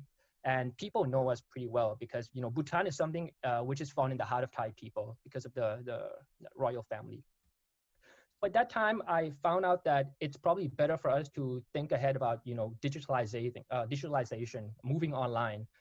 One key objective with moving online is because we can measure and we can improve ourselves. And we also try to change from, rather than promoting the airlines, we also took up the job of a TCB in a way where we promoted the destination. We wanted to educate the market and therefore we will generate the demand. We wanted to build awareness and we can have a direct engagement with our audiences, and that is something which is more affordable compared to traditional marketing. And it also gives us a competitive advantage if you compare ourselves to, other carriers flying to the same destination. Now, the problem which I faced at that time was we digitalized. It was my strategy to digitalize the company, but the organization does not get it. They still feel that we are supposed to do traditional marketing through print media. We have to do like B2B sales. But at that time, I thought that we got to do something about this. The skill set of the people we have, our team, our resources, we need to have a big transition. So in 2015, we had a whole organizational transformation. And this is because we wanted to digitalize. So we rebuilt the whole team. It was a flat organization. At that time, as a GSA, I believe we were the only GSA in the country, perhaps, to have someone looking after SEO. We had a content team, we had a graphic designer in-house, and we built an in-house digital marketing team, right? And the whole mindset was rebuilt. We looked at everything as a sales funnel. Everything has to be measurable. And it was no longer marketing expenses. We looked at it as a marketing investment. And we also spent a lot of money interviewing a tourist, who has traveled to Bhutan, or potential tourists who were going to travel to Bhutan, and try to squeeze information from them to know, why they want to travel to Bhutan, right? So, Google is up next. So this is Avinash Kaushik, and this is the framework we adopted. It's the See, Think, Do framework. So from this framework, we can adapt our marketing strategy, and we can adapt to which content channel we have to work on, for each of the different customer segment. So this is how we looked at our customer. We looked at them as people who wanted to travel, and then we break down by segment, and then eventually we would be able to close sales. Now, in 2016 was the tipping point. We had, I wouldn't say a campaign, but it's something which went viral coincidentally, was when we compared the two royal majesties, the Bhutanese king and the Thai king at that time. And this was when people started to appreciate Bhutan. This content, believe it or not, was, it went viral. It went from online media to traditional media, from TV to radio, from print media to online media again. So this was something which we curated in-house. And at that time, Facebook did not allow us to do any promotion. So it's purely organic. And our intention was very clear. We just wanted to pay respect, to the king. But that time was when we really found out that what drives Thai people to Bhutan is not our plane, it's not Bhutan Airlines, it's not what we serve on the plane. It's more about the love for the majesty and the love for the royal family. We continued our journey in digital transformation. In 2017 and 2018, we invested a lot more in technology. Again, I believe we were the first GSA to use Salesforce in-house. So we had a Salesforce CRM system.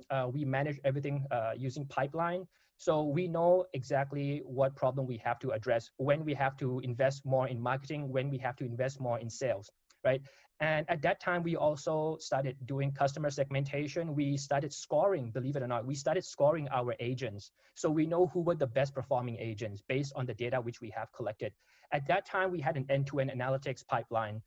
We know exactly which group is performing well. And that is why Bhutan Airlines, we always focus on, believe it or not, the younger bunch of people rather than the older, old age people, which is, again, something which is against what people would believe. They thought Bhutan was more for people who are aged around 50 to 60, but we focus mostly on people aged 35 to 40. And most of them who speak English, keen travelers, and it was very easy for them to just, book a tour and travel there without a tour leader, but they have a whole representative taking care of them in Bhutan.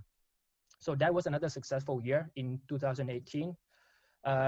2019 was when we thought that everything was put in place. We focused on analytics, we focused on machine learning, and we started to scale, right? Everything which we do, every campaign which we put out, every advertisement which we do, we had a thorough A/B testing. We know exactly which campaign to run. We know exactly why we want to, buy a ticket from Bhutan Airlines and we will give you a disposable camera. That was also data driven. It was not just that one day we woke up and we thought, let's give out cameras for free. Everything was justifiable. That's what we did to promote the Bangkok and Paro route. Even the photos on the ads which you have seen is something which we did A/B testing. It was between Taksang or Punakazong, and we found out that people would prefer Taksang. That's why we had the ads of Taksang in the background. Another example was when we used data to have additional flights. So we had 3 additional flights during some of the high season dates. And we use the data which we have, and we know exactly which agent we have to approach, because the last thing which we can afford to do is fly an empty plane to Bhutan, right? So we want to approach the high performance agent, those who would pay and those who would book and, really have customers. So based on the score which we have, we know exactly who to approach, and we managed to fill in all those flights thanks to the data which we have collected throughout the years. At the end of the year, we thought, this is something which we should not keep alone. We should try to transform other people in the industry as well. We should try to scale this throughout our partner network. So we conducted a workshop, and we kept on doing this, where we have the agents coming in, and rather than giving them, free food or giving them like, a gift, we educate them. We teach them how to do online marketing, especially how to promote Bhutan as a destination. And that's how, they started doing more better in terms of sales, and that also benefit us and the country of Bhutan. So 2019 was the year where things really, started to be put in place. And then what happened, right? In 2020, we had the coronavirus and everything was on a standstill. So that also brings my presentation to a conclusion. So to wrap things up, for me, I would say digitalization is more than just a tool, and there are so many reasons why we should go digital. Online channel would give us a very clear visibility. As a private sector, I need to know exactly whether my investment drives ROI, right? Online data points can be collected. We make better decisions knowing who our customers are, and we can even segment them into different groups. One more thing which I learned throughout this journey was that digitalization starts from within the organization. We need to build that group of data hungry people. That culture has to be that everything you do should be justified by data. And it's surely not a short-term strategy. It's something which you have to keep on investing, because that's how technology works. It's a long-term strategy which we have been working on. A few key takeaways for this presentation is for traditional industries like airline, digitalization is something which is a step-by-step transition. You know, while for new startups, which you'll probably be hearing from, they start off born with digital skills, right? For airlines like us, it really helps for us, you know, especially Bhutan Airlines being a private airline, it helps us gain an advantage in the market because everything we do is data-driven, and as a private sector, we need to be justifiable at the end of the day. Lastly, you know, it's not about promoting the airline or the product. I mean, people don't really care, to be honest with you. You know, people don't really care which airline they fly, how many hours it takes to fly to Bhutan, but the main attraction is Bhutan. So apart from digitalization, we also focus on promoting Bhutan as a destination. And that's how I would like to leave my presentation today. And thanks for being a wonderful audience. I would be accepting questions towards the end. Thank you. So thank you very much, Shivek, for an interesting, I guess, story of how you got here. Just a quick wrap up. I think this was a good example that Shivek has highlighted of how, you know, digitalization and the technologies at our disposal could help, you know, collect and turn the day-to-day, I guess, social networks and things that people do into insights, and hopefully that should help optimize our operations later. So they would be good. I do have some questions. I'm curious to know, you know, what happened, I guess, what your plan is after this, but something maybe we could talk about at the panel session. So for the moment, thank you very much, Shivek. I also want to encourage our audiences to, you know, write questions in the chat, something we can post to Shivek later on. So if you have any questions or you want further elaboration on anything, actually on any of our three speakers, please do post them in the chat. Okay, so that was a good start. And now I guess it's my pleasure to introduce our second speaker. Our second speaker, Jaewon Robert Lee. Robert is currently the Chief Operating Officer at Mobile Tung and the Head of Global Business at Travel Wallet, a leading fintech company in Korea, providing currency exchange and payment services to overseas travelers. You know, I guess travel wallets, online payment, it is something actually the TCB has been quite interested in our past projects. So I think they would find this presentations quite interesting. Yes, please join me in welcoming Robert. So virtual applause, and now the stage is yours. Okay, good evening, everyone. So yeah, I'll share my screen first.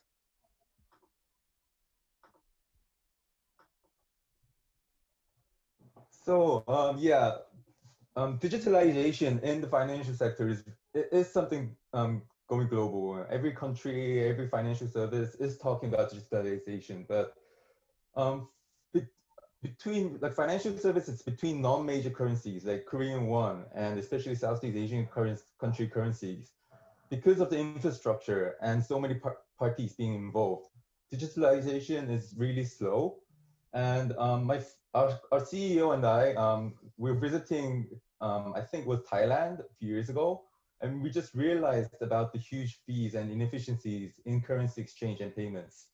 So that's when we actually came up to the idea of incorporating Travel Wallet and beginning our service. So I would like to briefly introduce our services and how we seek to revolutionize the financial services for overseas traveling. Sorry for the interruption, Robert. Could you maximize the PowerPoint? Okay, sure. Thank you. So Travel Wallet is a fintech startup company providing currency exchange and cross-border payment services, mainly targeting overseas travelers, especially between Korea and Asian region. We're quite strongly funded, and we also have all the relevant licenses from the Korean government to operate our financial services. So in this slide, I want to go over the current, in more detail, the problems of the current travel payments market and how we seek to solve the issues. So travel market size in Asia, especially between Korea and Southeast Asia, has been constantly growing before the COVID pandemic situation. Both the number of travelers, both inbound and outbound from Korea, and naturally the total travel expenditure have increased significantly throughout the years. As you can see here in this data, For Korean outbound travelers, Southeast Asia has already become the most popular destination. In 2019, over 50% of all Korean outbound travelers visited Southeast Asian countries. Of course, because of the current pandemic situation, overseas traveling has virtually stopped. But Travel Wallet, we expect similar trends of people visiting countries more close by to continue after the post-COVID era. But what we realized is, even if the number of travelers is increasing so much, the financial services between Korea and especially these non-major currency countries have remained virtually the same for the last 10, 20 years. There's so many inefficiencies and high fees related to payments and currency exchange. So to get into a little more detail of the inefficiencies for cross-border payments between these regions. First, for using credit cards, people don't really know, but for a typical Korean credit card, when you use it for cross-border payments in another country, the credit card actually charges huge fees. So the fee levels are virtually like 2 to 3% for major currencies like USD and Euro. But when it comes to like other non-major currencies like Thai baht or Vietnam dong, the fees range from 4% to 7%, which is quite big. And by using credit cards only, there's always the risk of losing the card or the card being duplicated. And as everyone knows, like in a lot of stores and merchants, offline stores in Asia especially, they don't accept credit cards. So you need to prepare the local cash anyway. So moving on to using cash, it's more complicated. Currency exchange fees between these non-major currencies is so high. For instance, when you go to a Korean bank and try to exchange Korean won to Vietnam dong, the exchange fee is about 12%, which is really, really big. So what do Korean travelers usually do? In Korea, they change Korean won to USD. And then they go to the country to travel, and then they exchange again there. I mean, while you're traveling, this is really inconvenient, and you have to wait in the line. And still, the fee rates are like 4 to 5%. Also, to prepare the cash, you need to prepare all the Korean USD or Korean won cash before you leave, and hold on to the cash for your whole traveling journey. So there's so many risks and inconveniences right there. So I want to get into some detail on how Travel Wallet plans to solve these financial service issues. In summary, you can see here the significantly low fees that we charge to our users, especially between Korean won and non-major currencies. So for currency exchange, a normal Korean bank or other financial institutions would charge about 5% to 12%. Travel Wallet provides the same service in under 0.5%. And as mentioned before, credit card payment fees is also about 4% to 7%. Travel Wallet charges 0% for major currencies and just 0.5% for non-major currencies. So currently our service, because we only have, as a financial company, the regulations are really strict. We only have the licenses in Korea. So for our payment service, we only servicing Korean nationals traveling abroad. But we really hope to find the right partners throughout Asia to provide the same level of service to people coming to Korea too. So even just looking at these fee difference compared to original financial institutions, we believe that we are much stronger and people should be using us more. But there are other benefits and features too compared to normal financial services. So our first service was mobile-based currency exchange and cash pickup service. It's somewhat different from normal banks. So with Travel Wallet, users just request for currency exchange, and then they can pick up the exchange cash at Incheon Airport or at over 50,000 partner locations across 9 countries in Asia. This was the first kind of service for travelers that was launched first by Travel Wallet, and everyone loved it because now people don't need to prepare all the cash before they leave. They can simply, because there are so many partner locations in all these countries, people can simply just log on to our app and request for currency exchange and pick up anywhere.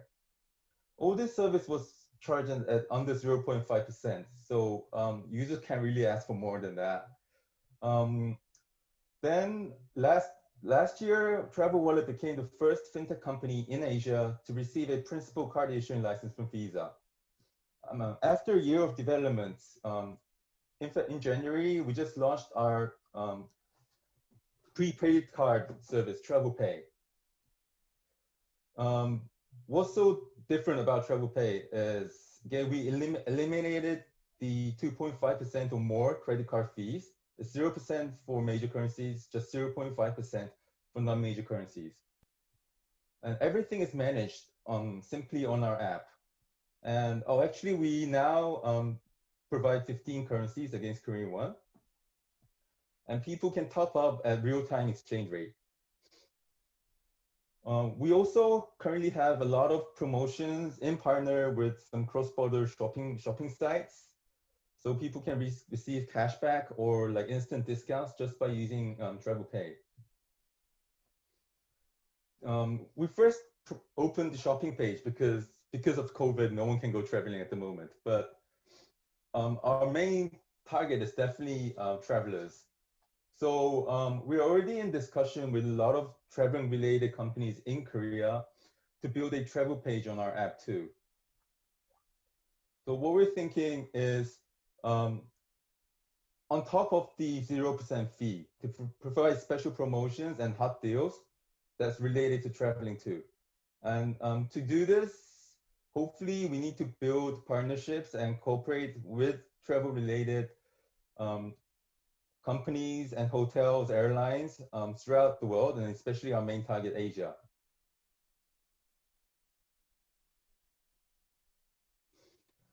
So our final goal is to become the single service that all the travel related or travelers seek to use while going traveling.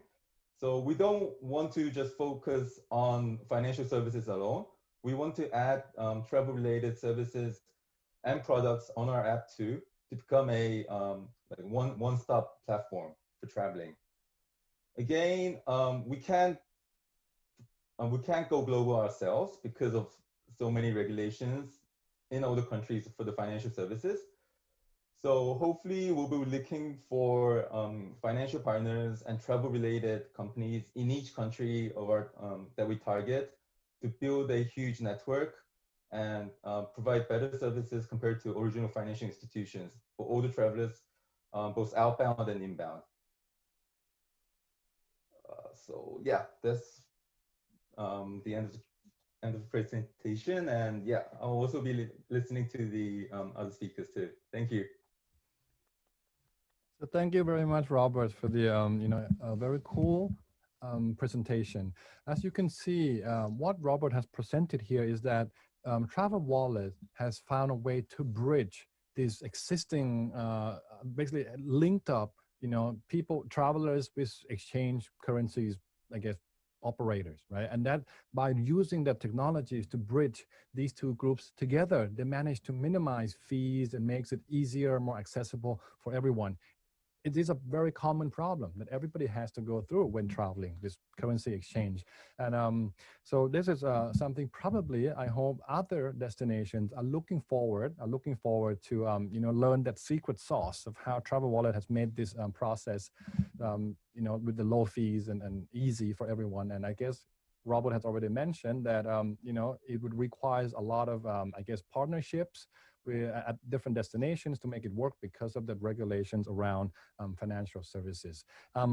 Again, if you have any questions, please feel free to write them in the chat so that we can direct to Robert at the panel session. Okay, so thank you for that, Robert. We'll come back to you at the panel's discussions again. And for the moment, let me bring you all to our third speaker. And this, we are proudly presenting Mr. Pulkit. Mr. Pulkit is the industry manager for APAC travel at Google Singapore, so the giant in the digital industry. He's a consultative seller who works with online travel aggregators, airlines, and hotel chains across the APEC region and helps transform their business and travel ecosystem.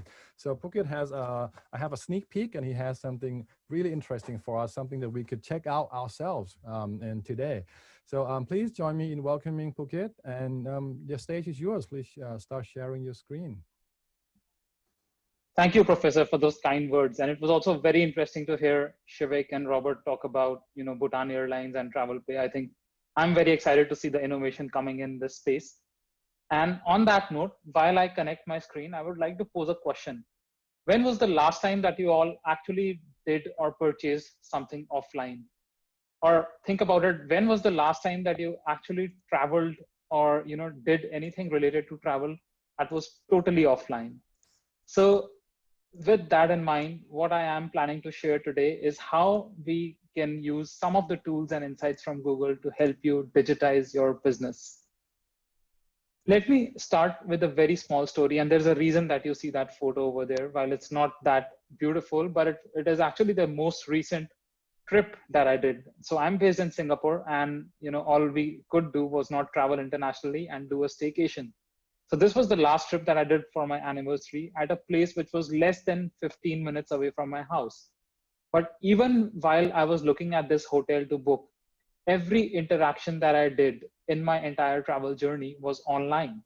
Whether it was checking out the hotel reviews, checking out the videos instead of just going to the property and looking at it, and even negotiating the deals, it was all online, even though it was like literally 10 minutes away.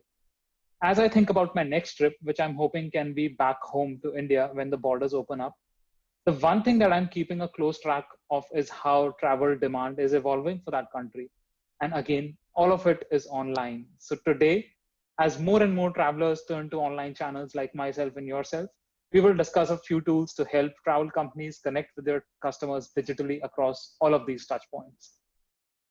Now, how are we going to do about it? I'm going to divide my presentation into three big themes that you can follow as businesses and as tourism bodies and the travel industry. What can we do today to discover real-time travel trends as and when they're emerging? What can we do today to deepen our digital presence across all of our channels? And what can we do to delight our users and build more immersive experiences with our consumers? So without further ado, let me dive straight into the first section, which is what can we do today to discover real-time travel trends? Amazing. This is my favorite part of the presentation because today I'm going to share with you this really wonderful tool that we actually built here in APAC, and I personally had a role to play in the launch of this. So I'm going to share with you today this great travel tool that Google has come out for the industry, which is called Destination Insights with Google. By the way, after this presentation, feel free to go to destinationinsightswithgoogle.com and check out this at your own leisure. But let me just give you a sneak peek as to how this tool works. So in a nutshell, when COVID hit us, we heard from the industry, and one of the most critical feedback that we heard was that it is absolutely essential to get real-time information. And this tool was our response to the industry's needs. So when you go to Destination Insights with Google, this is the home screen that pops up. As you can see, we start by giving you a sneak peek as to what is the kind of data that you can see. And we call these three big cards focusing facts. Now, as you can see, Spain is probably the fastest growing destination globally right now, based on Google Trends. And US has the most demand by volume. The third card actually shows me that fastest growing city in Singapore is, well, Singapore, because it is, that's the way it's segmented. But if you were sitting in some other country, you can actually see what is the fastest growing city in your particular country. So the way that we have actually designed this tool is that it's choose your own adventure, which means that you can basically explore travel trends at your own filters and at your own leisure. So for example, the two filters that I'm showing over here show you two different ways as to which you can slice the data. The first one, imagine I'm sitting in South Korea and I want to understand that what is the worldwide interest in my country. I can choose the filters as displayed in this above image. You can see I've chosen international origin countries worldwide, destination in South Korea. And all I need to do is hit on submit and the trends are mine to explore. Similarly, if I was concerned about how is domestic tourism shaping up, I would choose the filters at the bottom. One interesting thing that happens, as you can see in the bottom image, is that as soon as you select origin and destination as the same country, you can see another set of filters which pops up, which talks about sub-locations. So here I can actually select one state or one province or one sub-location in a country as an origin and as a destination, and I can check, these origin destination pairs, how are the trends looking between them. Great. Now that we have done that, we hit submit and we go to the next screen. What do we see? Well, we see how we can stay ahead by identifying evolving demand patterns over a period of time for our countries or our destinations. The graph that you see on the left actually shows you travel demand as it is evolving over a period of time. And you can see this year, which is the dark blue line, the travel demand for Korea domestic is much higher than what it was last year, which is one way of showing the data and seeing how it has evolved. You can also use this to track seasonality, almost see ups and downs in travel demand, and basically stay abreast of evolving patterns. The next really amazing, insightful view that you can see over here is within your country, you can actually see that what are the fastest growing destination locations and city. And as you can see in Korea, this shows you the top 10 provinces in terms of growth. And this chart actually shows you the top 10 cities in terms of growth. You can use that to actually stay abreast of what is the consumer interested in at this point of time. Now, once we have done that, let's move ahead. And one last thing which we can do is we can also keep an eye on latent international demand.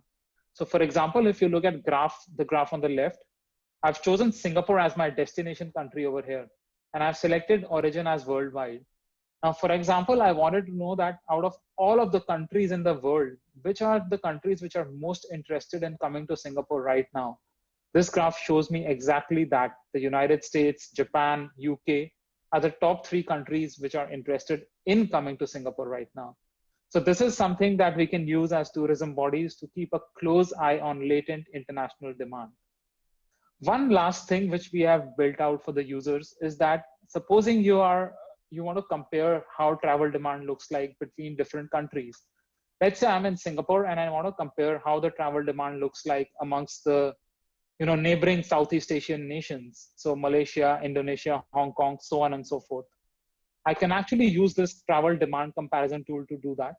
I input whatever countries, and then as soon as I click on submit, the 2 insights that it throws up at me is that number 1, from all of the countries that I've selected, how does the incoming interest stack rank? So as you can see, Taiwan as a location, Malaysia as a location, Indonesia as a location, they are the top 3 which are most interested into coming to Singapore.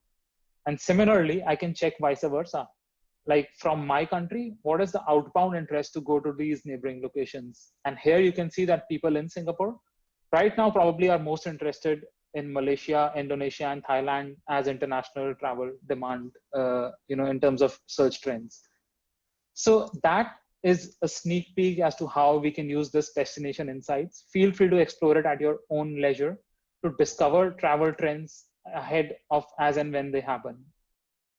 Now that we have done that, I think it's time to talk about what can we do to deepen our digital presence. So I'm going to share a few tools that what you can use as businesses. The first thing that I would like to introduce is this Google My Business. So you may or may not have heard of this, but this is a tool which helps you as travel business owners to interact with your potential customers across Google Search and Google Maps. So supposing I search for a hotel, let's say Capella in Singapore, and I go to Google, I click search. The first box that populates on the right that you can see over here is a box with a lot of information about Capella, including photos. It gives me the prices. It allows me to book a room directly. So basically, if you have a Google My Business page, this is what populates when people are searching for your business, and it gives you another channel to interact with your potential customers. So my recommendation number 1 is to create a Google My Business page if you don't have one already, and to update your Google My Business page if you have one so that it reflects the latest details. So that is tool number 1. Let's talk about tool number 2, which can actually help you build a seamless user experience. Now, let us say I'm searching for hotels and I want to book a hotel. Sometimes the checkout process can be very cumbersome. It can take me, 10 different pages. I need to input 7, 8 different fields. So let me talk about what you can do as businesses to enable checkout in as few as 2 clicks. We have something called Google Pay. It is now integrated with most of the browsers in the internet. It's available across the entire web. It's a free open API for anybody to use. And one example of it, which as you can see on your screens on the right, is how Airbnb integrated with Google Pay. Like, as you can see, the user just selects the property.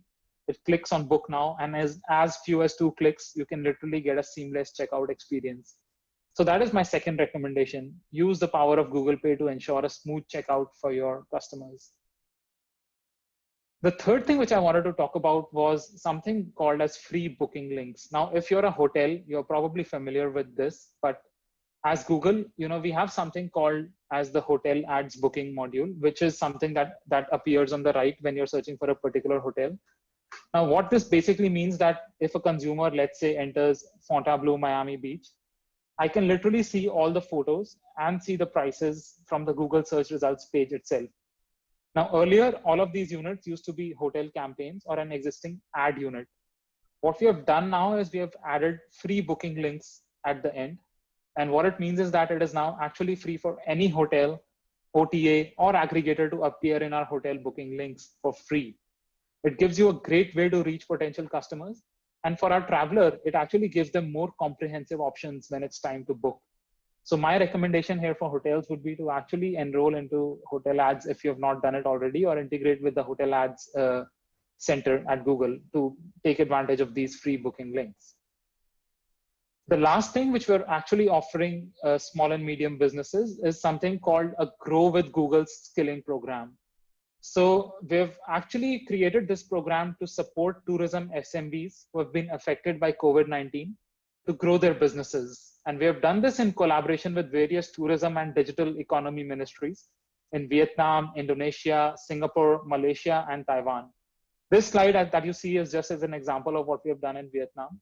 But that is something which today you can, as tourism businesses, use to learn as to how to digitize your business and grow it in response to the COVID-19 pandemic. So that brings me to an end to my second theme. But now that you have discovered real-time trends and created a digital presence, let's learn about how can you make your experiences more immersive and connect with the consumers.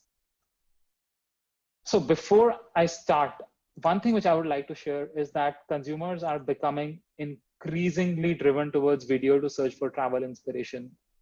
Like, I can talk from my own experience. Even when I'm not traveling right now, I'm still looking at travel vlogs to learn about my next destination. So YouTube is increasingly becoming a leading source of inspiration for travel today. And we have as many as 800 million viewers in APAC alone. And this has grown by actually 38% in Southeast Asia over the last year because of people staying indoors due to COVID. So my point is that this offers you a great new home for your business. So given that emerging importance of YouTube, I think it's very valuable to create a home for your business on YouTube via a branding channel. So you can actually use your Google My Business account to create your own brands channel on YouTube. And we are offering you a few free resources to learn how to create compelling content. So you can use the YouTube Creator Playbook for brands, which is available on thinkwithgoogle.com. Or you can actually self-learn at your own pace using the YouTube Creator Academy. But do create a YouTube channel using your Google My Business account. And just one note is that, once you create this channel with your account, please make a handy note of your passwords, because we keep on getting these requests to reset passwords. And it's very difficult to do it if you kind of lose your business account password. But do use it to connect to your audience in a more compelling way and to reach out to more of the right audience. Great. Now that we have built a YouTube channel and we are all ready to get our business and connect with our users through video, let's talk about one more way that you can tell your stories to a global audience. So let me share with you something that you may be familiar with, but Google Arts and Culture is something that we have launched as a non-profit initiative. And we work with cultural institutions and artists across the world to bring the world's art and culture online so that you can access it from any place in the world. It's an unparalleled collection. We've got like 7 million plus artifacts, 12,000 odd exhibits. And we connect with partners, including museums, tourism bodies from around the world. So this is a great way to connect with your audience and promote your destination as a cultural hub. Even if users cannot travel physically right now, you can still stay connected with them using this. One recent example of this partnership, which we did closer home in APAC, was with Vietnam. So we launched this exhibition called The Wonders of Vietnam online on Google Arts and Culture. You can go and check it out on Google Arts and Culture, but basically we brought all of the cultural artifacts and some very cool destinations in an immersive format to Google Arts and Culture. And we did this in partnership with the Vietnam Tourism Association. And that is just one example of what we did. But again, it's free to partner. So I would actually urge you to go to Google Arts and Culture and check it out and find another way to actually delight your users, even while they cannot travel right now. So with that actually brings me to an end to my third section, which is how do you delight your users? Now, very quickly, just to recap, right? Do use destination insights with Google to discover real-time travel trends as and when they emerge. Then establish digital presence for your business using some of the tools we shared. I would recommend do get a Google My Business page, try and integrate with Google Pay. And definitely if you're in one of those countries where we have Grow with Google, try to learn it online at your own pace. And then definitely use YouTube to delight your users, build your own channel, and do explore Google Arts and Culture. That brings me to an end to my presentation, and I really enjoyed interacting with each of you. Thank you for your time. So thank you very much, Prakir. That was immensely interesting. I also something actually I was spent quite a few minutes browsing by myself. I just want to reiterate this to our audience as well, that what Google has done here is to provide a platform so that your businesses can build on or utilize. For example, the travel research trends, right? The travel research trend is something businesses, destinations, government, even private individuals can go there and learn about what's going on in the search terms, on point of view. And then you have those platforms that allows you to create content and share. These arts and culture initiatives was actually immensely really cool, because I got to visit my favorite gallery in Paris. Right, and there was high resolutions. It's all free.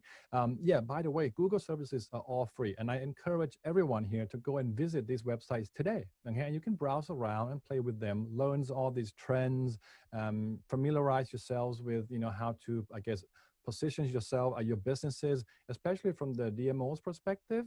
You probably want to encourage businesses locally to utilize that, maximize this opportunity on Google. So highly encourage you to get in touch, learn a bit more, and all is free, by the way. So it's a nice platform that we should try to maximize in this case. So yeah, very nice, very nice. So thank you very much for sharing and bring up us to this newest products from Google. We're kind of losing count on how many products you offer, but they all has been very, very useful. So thank you very much. And so at this point, we have heard from all three speakers in this session too. Again, please give them another round of applause, a virtual applause. Oh, sorry, I knocked my microphone out down there. For sharing, right? So if you have any questions, and what things wanted to ask to our speakers, please do so in the chat. And here, please do so in the chat. In the meantime, I probably want to take this opportunity to kick off the panel sessions. Okay, kick off the panel sessions by having a few questions of my own. Okay, maybe if I may, can start with Shivek here. Okay, Shivek.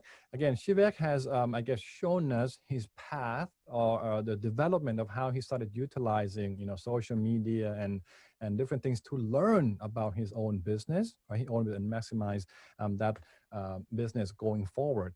But then now with COVID, okay, I think now that you stop at COVID, would you maybe share a bit more stories about what you do now, in today's, and how you prepare yourself to the post-COVID world? Well, the good thing about us is that we embrace and we started adopting technology and all these new digital tools ever since we worked with Bhutan Airlines, right? So when COVID hit us, what happened to us was we simply just pivot. What we're good at was at that time, handling technology, implementing like new technology and systems. So at the moment, the company which I'm running, we didn't let go, not even one single staff. You know, I mean, we retained all the staff despite the pandemic, and we pivot into IT consulting. You know, and the most interesting thing here onwards is that we're eagerly waiting for the opening. You know, we're waiting for TCB, we're waiting for, I mean, Thailand itself, and perhaps, you know, if I can still retain my team, retain the talent, it would be very interesting to see what's going to happen when we come back to promote Bhutan. You know, I think my team is going to be very much well equipped, and we can probably do much, much more than what we have seen earlier on. So that's what we have been doing so far in the last 2 years or a year and a half.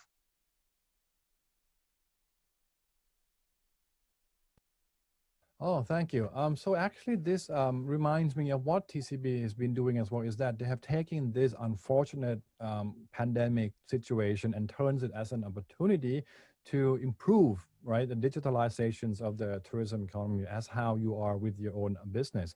So yeah, very cool. So yeah, Shivak has shared that he, you know, somehow his staff has been kind of pivoted to the digital services, right? Cool. Now we have a questions to Robert, okay, from TCB, and I already mentioned how TCB must be quite excited with this online payment. So we have a question from Damcho, okay, from Damcho from TCB. He's simply asking, well, how easy or how expensive or inexpensive it is to implement this, say, for example, in Bhutan. Right. So first, it's crucial to have a right financial service partner in Bhutan, because it's virtually impossible for us to enter Bhutan, create a company, and receive all the licenses. It would take years and years. So we'll first need a right partner who already have the licenses and platform to serve Bhutan people financial services. In terms of providing, after that, in terms of providing our service to Bhutan people, it all becomes to technically integrating our service and infrastructure to their original financial service. So we're already in work with one financial company in Korea doing that. We're hoping to be ready by at least third quarter this year. So hopefully to go global, we'll be ready within this year. So technically we can provide an integration API probably at the end of the year or early next year. But then it comes to the partnership on how to settle the transactions and the relevant licenses, those parts. Oh, okay. Thank you for sharing. Okay, so just to recap real quick. So basically, Travel Wallet actually is working into an expansion and have a roadmap to, you know, take on more partners. But the implementations always depends on the partnership. Is that correct? Right, the partnership at the yes, destination. Going global because we cannot receive all the relevant licenses ourselves. Oh, okay. So which we would need you a then partner say in each country that already have the right licenses and rights to serve the local people financial services. Oh, and you mean like local banks, basically? Yeah, local banks, car companies, or yeah. Oh yeah, car companies. Okay, that would be cool, because I also have prepared questions regarded, I guess, related to this as well, about, you know, partners and enablers of implementation, and you already answered this by saying, okay, so countries like banks, and I probably in the case of Bhutan, I would say, you know, starting point with a chat or a talk with TCB would probably be a good start, because they're kind of, you know, the center organization that connects all the tourism businesses together. Wow, that's I hope that answered your questions, Damcho. Okay, so I'll wait for Robert to rest. I'm gonna go back to Shivak, and I'm gonna go back to Shivak again and carry on that conversation that you talked about what happened after, right? What happened after? So one thing that I picked up during your presentation, and it was very interesting, was how different it is to promote the airlines for you, because you said, yeah, we're not promoting the airlines or the services of an airline, but you are promoting the destination. Yeah, okay? That's right. That's right. I mean, we started off like every other airlines. You know, we try to promote our service. We try to promote the in-flight. I mean, services, the seats, you know, how big the business class seats were, what food we serve.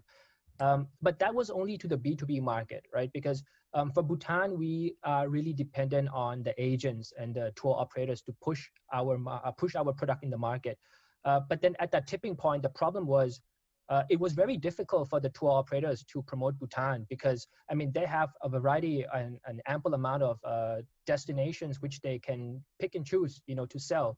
In Thailand, especially, what people would prefer, I mean, people like to travel around the world. People like to go to Korea, of course, Japan, and as well as other destinations in Europe and in Asia. But so therefore, it's a dilemma for the tour operators, you know, as to what to sell. So we thought that by promoting Bhutan as a destination, it would create more of a platform. So we would set up the stage for the tour operator. If we were able to generate the demand, you know, if people would come direct to the tour operator and demand to go to Bhutan, then all that investment which we have done, all that promotion of the destination would really pay off. Up to a point where what we did was we promoted Bhutan so much that, I mean, we had people contacting us, and a way for us to compete, you know, is that we then would channel back these customers to our tour operators, and then that would build that whole ecosystem which we are working with. So definitely promoting Bhutan resulted us in much better in terms of revenue, but at the very same time, it's also very expensive, and that's why we have a great partner in TCB, and who we have been working with throughout these years.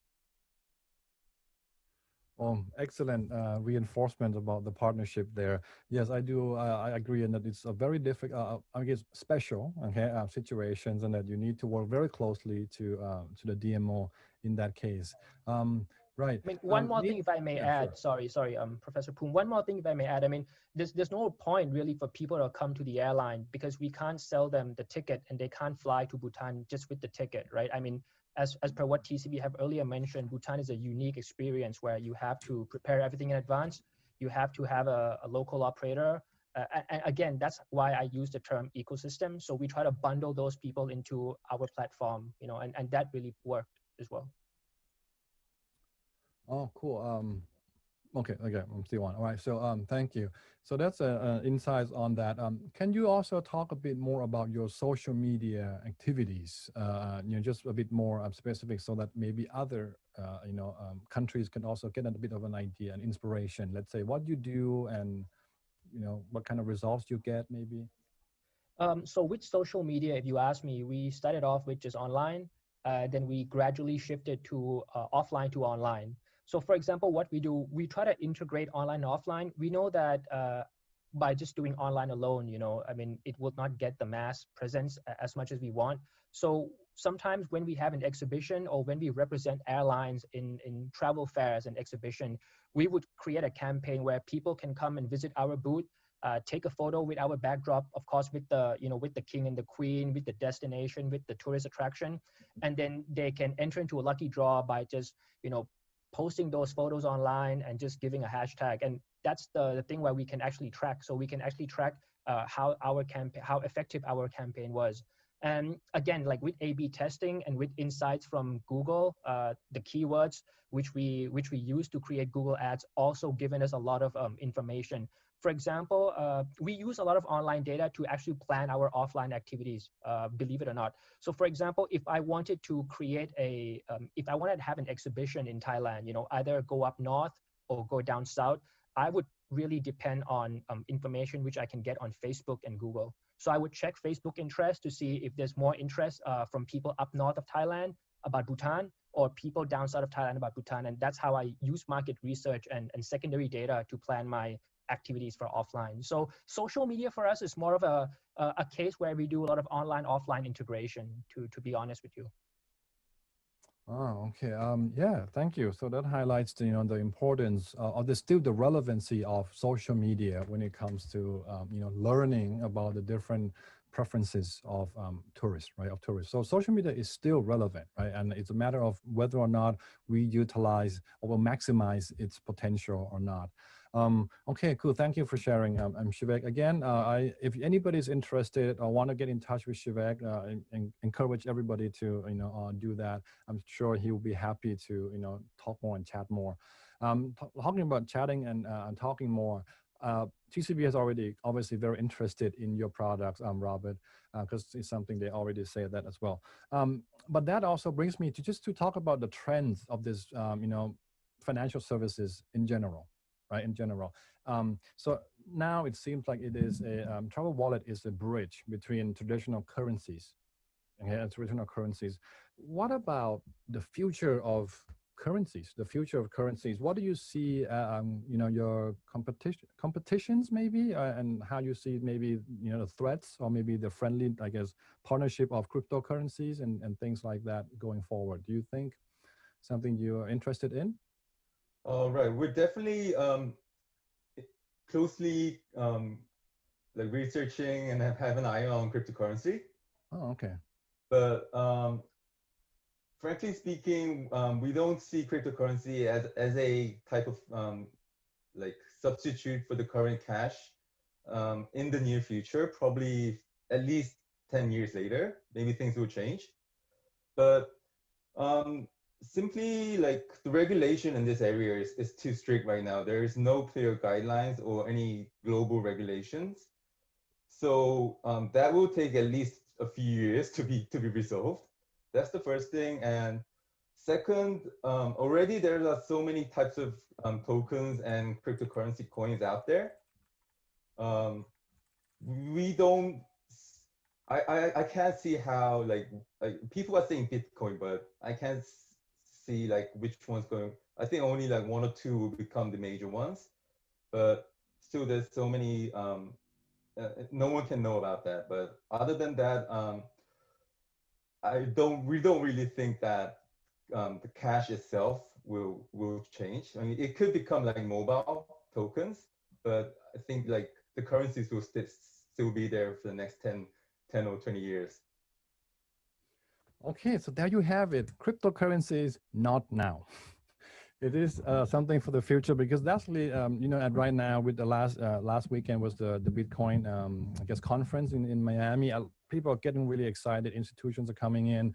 But yes, you can have it here first. It is not yet 10 years. Okay, so 10 years, which actually implies that, things like Google Pays, fintech, for example, is still what you should be looking at today in the next immediate future, right? In the immediate future. Right, thank you for thank you for sharing again. I think that is enough to be asking for our two presenters here. Okay, again, they should be open and be willing to I guess, get in touch with you all and talk to you in details again. Both have agreed to share their PowerPoint slides with our audience after the event. So you should be able to get in touch and learn more about them. Now, I guess I have to address the elephant in the room. Okay, here is that you can see the photos. Mr. Phuket is itchy to, to be answering a lot of questions and discuss and explain more because there's so much more to say. I also have received questions. However, this have to be cleared up that it is actually a policy by Google for an external event that they need to get approvals, okay, for any kind of discussions and questions. So, but that should not discourage you to explore more because actually a lot of the answers, okay, to your questions can be found once you start going into the Google platforms, because every platform that Google provides, there's also explanations about how it is, what they are. They could also and they're all downloadable. Actually, the Google Destination Insights, you can actually download these raw data so that you can take a look and probably explore more, than just the graph itself, for example. So yeah, a lot of the questions you may ask in the services that Mr. Phuket have I guess provided. So, but and nevertheless, we should be very grateful that he was able to share this his PowerPoint with us. Okay, PowerPoint with us, because some of these algorithms that people have been asking can be basically we consider the secret sauce of Google, right? Secret sauce of Google. So probably we have to be guessing, but yep, sorry for not able to I guess clarify on some of the questions. Exactly. Okay, so Mr. Phuket was kindly offered that if anybody would like to, I guess, learn more, best that you get in touch for a private conversation. That would probably be a better avenue to do that. So for the moment, we are a bit ahead of time, okay, a bit ahead of time, but that should also maybe give us an opportunity to go on a bit of an early break so that we can come back, recharge for session 3, the session 3. All right, thank you. I hope you had fun. We have 3 very, very cool presentations here today, right? Just to recap in case you forgot, the first one was about, social media, about how that digitalization can improve current processes of your businesses, okay, Travel Wallet in the second presentations was basically using technologies to bridge, two parties, that would otherwise be connected in this cumbersome and most importantly expensive methods, using this travel wallet in the currency exchange sphere. Phuket then carried out that explain the newest trends and the technologies and platforms of Google that everyone should be looking at, and utilize to help us, go back stronger after at the post-pandemic stage. Right. Thank you very much for your presentation. That brings me to the end of session 2. Let us go into a break, for about 10 minutes as usual, 10 minutes as usual. We are in local time here, 3:47.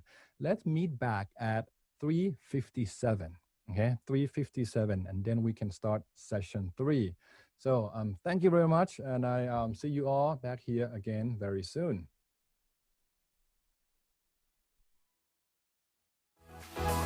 Thank you. Thanks so much. See you.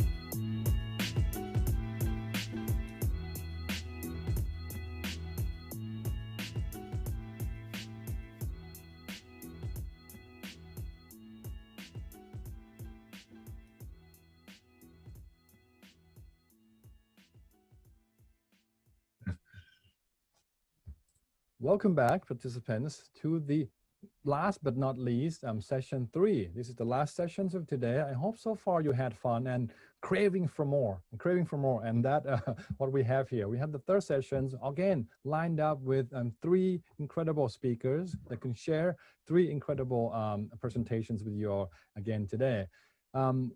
I'm not going to waste any more time, and introduce you to the moderator of session 3, Professor Ian Sutherland. So Professor Ian Sutherland is an assistant professor at the College of Hospitality and Tourism Management at Sejong University, and a research fellow at the Tourism Industry Data Analytics Lab. Professor Ian specializes in big data analytics. He also worked with text analytics, applied statistics, and machine learning in the tourism and hospitality sector. I guess at this time, I'm going to pass the mic and the stage to Professor Ian to carry on with session 3. Thank you for that very kind and generous introduction, Professor Poom. So welcome to the third and final session for today's webinar. I won't introduce myself because Professor Poom has already done the honor. This session is entitled Digital Transformation and the Future of Tourism. In it, we have 3 speakers, and our 3 speakers will explore how data can provide better market intelligence, which can lead to better decision-making by tourism professionals. Also, our speakers will give us kind of a roadmap for how to adapt to the future and which trends to look forward to. Let me introduce our first speaker for this session, Michel Julien, a program officer at the UNWTO Tourism Market Intelligence and Competitiveness Department. His work covers the analysis of current and future tourism trends. He contributes to the preparation of key UNWTO reports, such as the UNWTO World Tourism Barometer. His field of work also includes the study of tourism products and segments, outbound markets, and marketing techniques. Mr. Julien studied economics and holds master's degrees in international economics and tourism economics from Toulouse School of Economics in France. So if you will, please, Mr. Julien, please share your screen and unmute your mic, please. And I'll remind you that you have. Thank you very much, Professor. And I will share my screen.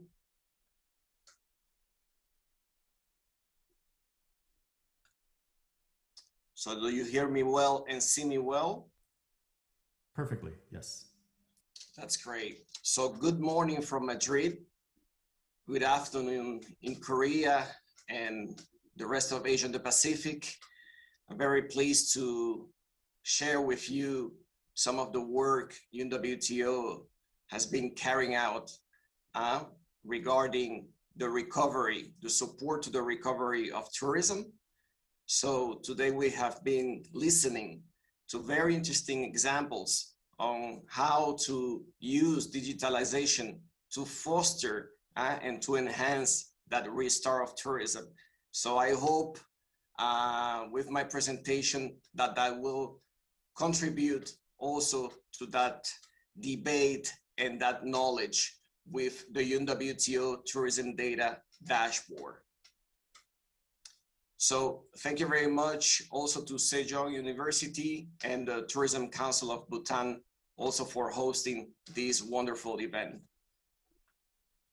So before we speak about the dashboard, we have to set the context. We have to set the scene.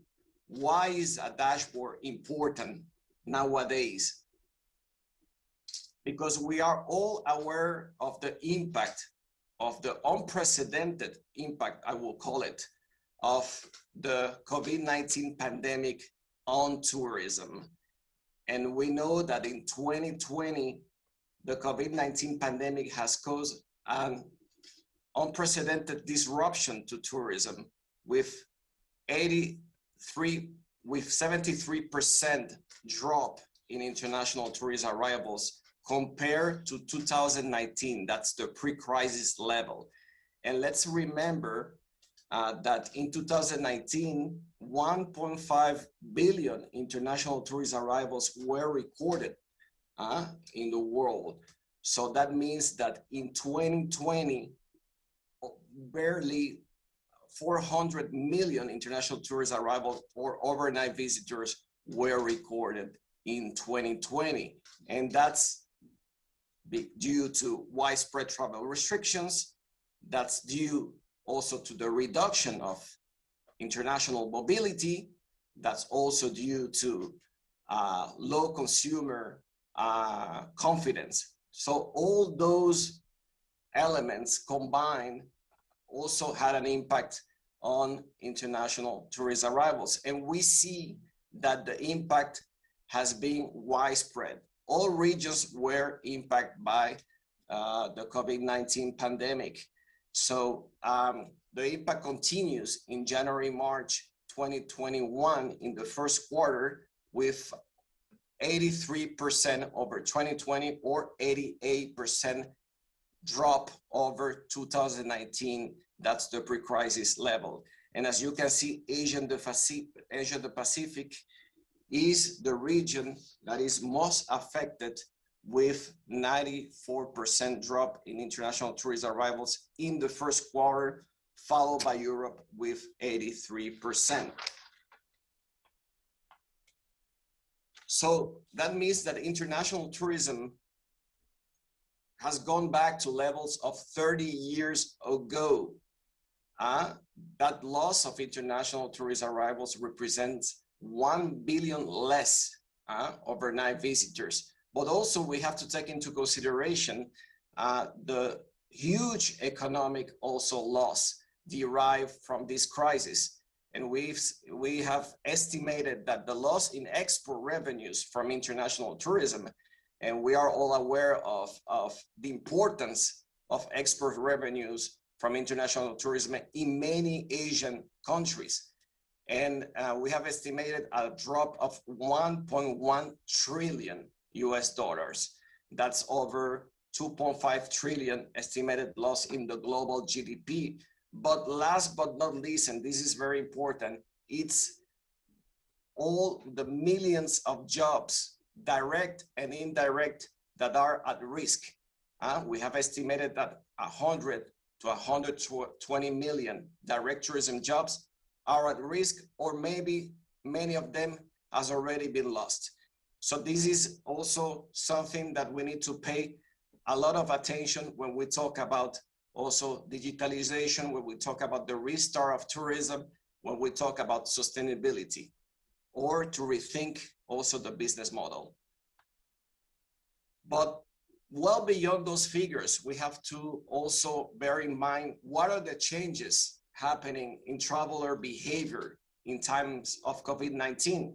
We have seen also that maybe there are short-lived ones, and maybe there are changes that are here to stay. But we need also to take that into consideration. We have been witnessing the rise of domestic tourism. Some call it staycations or vacations close to home. We have been witnessing also the rise of nature, rural tourism products, road trips, and open air experiences, but also an attitude towards last minute bookings because of uncertainty. And the importance also of health and safety measures and protocols, which is a determining factor when the traveler decides to make a trip or not. But also that traveler has become more sustainable conscious. I mean, giving more importance also to authenticity, to localhood, to sustainability, to his impact or her impact also on the destination and local communities. So having said that, data means, of course, better understanding of the situation. We need data to better understand what is happening, especially in times of high uncertainty, and in times that we need not only better data, but also reliable data and timely one to better plan, to better to make better also decisions. So UNWTO is the authoritative reference on tourism data because of the compilation of data regarding inbound, outbound, domestic, economic indicators related to tourism, the analysis of short-term tourism through publications. Of course, you can say, well, this is the old-fashioned way. This is the traditional way to compile data and to publish data. But no, this is the way we do it so far, but we needed to complement the way we collect and analyze data with digitalization, taking advantage of the digitalization to be able to provide real-time data. And this is why we have created the first global dashboard for tourism insights, which is called the UNWTO Tourism Data Dashboard. This was created before the COVID-19 pandemic, but has taken increased relevance during the pandemic. So I will stop sharing the screen now, and I will go to the UNWTO Tourism Data Dashboard web page to show you some of the features. So please, 30 seconds, and I'm with you.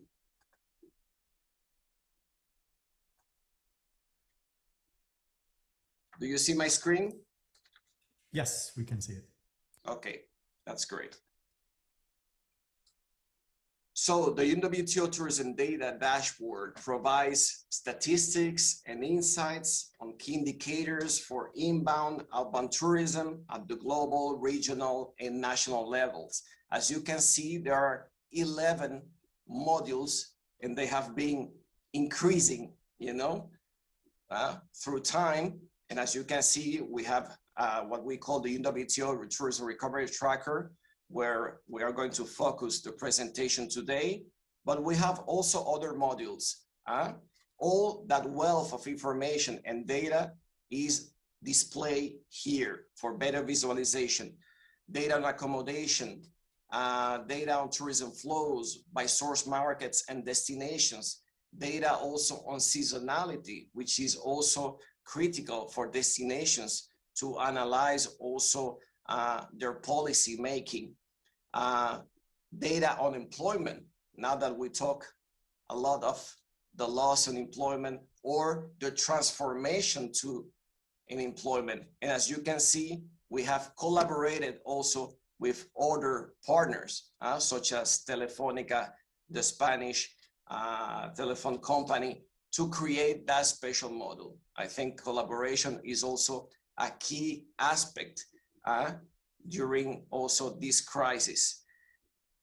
We have also models on outbound tourism, also global or regional tourism performance, or if you want also data on country, we also have a special model devoted to inbound tourism. But I will show you some examples, and I will take, first of all, the international tourism and COVID-19 model, because we're talking about monitoring the recovery. So let's see an example. Professor, you let me know about the time, please. You have 4 more minutes. Please. Thank you very much. So if we click on tourism results, we are going to see the same information, for example, delivered by the UNWTO World Tourism Barometer. And this is the most recent one. This is updated. As you can see, you saw also the minus 83% in the first quarter of 2021 in that map slide. But here you can play with, and this is what is interesting, that you have all the information in one screen. For example, if you want to know the same information about Asia and the Pacific, you will see that it automatically changes with 94% drop in the first quarter in international tourist arrivals. But also you have the cumulated one by month. You have the year to date, for example, by month. You have monthly arrivals. Before, we used to have yearly ones, but since the UNWTO World Tourism Barometer, we have collected monthly also data. And this is reflected also here, but not only by regions, as you can see, Africa, Americas, Asia, the Pacific, Europe, and the Middle East, but also by groupings. If you want to know what is the impact of the G20 or the small island developing states or ASEAN, for instance. So also to be able to project what will be the situation is also important. And we have also drawn scenarios for 2021, which I invite you also to explore. And as we don't have too much time, I will quit this module and I will show you the next one.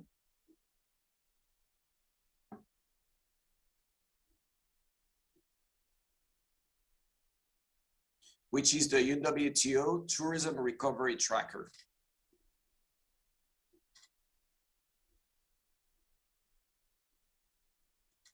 And we click on Overview, and then what you have here, it's not only data on international tourist arrivals, on international tourist receipts, which are the key tourism indicators, but you have a complete picture with also third-party data, or what we call big data. All those indicators that are related to the tourism industry, such as occupancy rates, such as hotel bookings, seat capacity, domestic or international, and you can track also the evolution of those indicators, not only by month, but also by year, by region. For example, if we go to travel restrictions, we are going to see here what are the travel restrictions in place for every region. What are the, for example, the destinations that are still closed?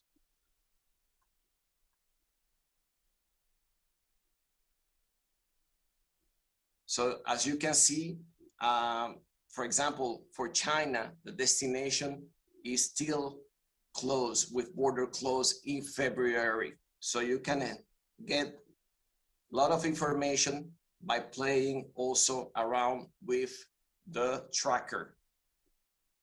And let me just take advantage of the last 1 or 2 minutes to show you the new tracker we have set with IATA. Thank you. You have about 1 more minute. Yes, I will finish. Just to give some quick example, and this is the first one.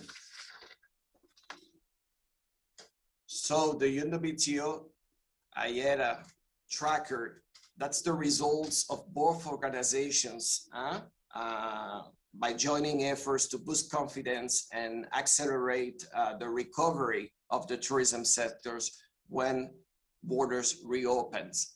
And you can have information, you can get information on COVID-19 indicators, for instance, by country. You can get information, for example, on air travel regulations. And this is always real time. This is always updated on a regular basis.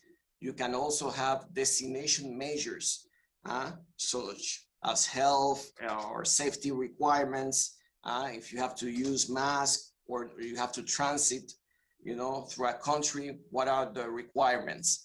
So with this, I will end my presentation, and I invite you all to visit the UNWTO Tourism Data Dashboard, to play with it, to get information and insights for your use, to benchmark your destination also, and see what others are doing, what others are performing. So with this, Professor, I finish my presentation. Thank you very much, and I look forward for the Q&A session. Thank you. Thank you very much. Yes, Mr. Julian, as a data analyst, it's always very hard to find really good quality data. So it's very helpful to have such a good resource as the UNWTO dashboard. So next, I'd like to introduce the next speaker, Trevor Weltman. He's a partner at Clickable Impact Consulting Group. Clickable is an interdisciplinary consultancy focused on sustainable development goals. At Clickable, Trevor leads the tourism, private sector engagement, and partnerships practice groups. Previously, Mr. Weltman served as the Chief of Staff of the Pacific Asia Travel Association, where he oversaw the day-to-day operations of the association across its 3 offices in Bangkok, Beijing, and London. He has over 10 years experience in Asia, spanning China, Vietnam, and Thailand, and I am very interested to see what he has to say. So, Trevor, please take it away. Thank you very much, Ian. Excuse me. Okay, I'm going to go ahead and get set up and share my screen. Okay. Oh, I did a whiteboard. I don't know how that happened. Sorry. Cool Chrome. There we go. Okay, can you see the screen? Yes. Please okay. Full screen it. Full screen it. Okay. As I said, I use Google Slides now, and the setup is a little bit more challenging for me. Okay. I will go to full screen. Okay. Professor Ian, is that good on full screen? Yes, looks perfect. Okay, let's do it. Okay, thank you everybody for the opportunity to be here today. I'm Trevor Weltman, as mentioned, partner of Clickable Impact Consulting Group. And today I'm going to talk about leveraging big data for better tourism governance. Actually, the previous presentation was a perfect lead-in to what I'm going to talk about today. And what I mean by that is, I wanted to take a different approach to today's webinar. Like many of you, I've attended probably over 100 webinars and conferences digitally over the last year, and I've spoken on a number of them as well. And my focus up till now has been COVID recovery, COVID recovery, COVID recovery. With that, today I wanted to talk about some of the long-term goals of our industry, not only in through COVID recovery, but towards the future. So I've broken my presentation today into 3 parts. We have the current tourism governance gap, which is what's happening with the indicators that we're using and why these could be leading us astray or why we need to evolve beyond them. Part 2 is the role of big data for enhanced tourism governance, where I actually define big data for tourism purposes, as well as start to set some of those long-term goals. And then finally, I end on a few policy recommendations. And Ian, as I told you over email, it was 17 minutes on the dot when I practiced today. So I'm gonna go as fast as I can, okay? But before I get into it, I do wanna bring up what is our goal. And I shared this on a previous webinar for the UNWTO, and I really wanna bring it up here again, okay? When we talk about big data for tourism, what is our fundamental goal? I love this image, and I'm sure all of you saw it last year when it was making the rounds on LinkedIn and other social media platforms. But essentially, this image captures what I think is what we're trying to do here today, not just with COVID recovery, but beyond as an industry. We're not looking only to use big data for tourism marketing and product development, although it's very important. We're not only looking to digitize for the sake of digitalization in and of itself. And again, we're not only focused on COVID-19 recovery. Instead, we need to pay attention to the larger issue that's facing our industry, one that we have contributed to in the past, but one that we ultimately have a phenomenal role to play in solving and facilitating for our destinations going forward. And it's not only climate change, it's also issues of gender and inclusion, as well as local livelihood.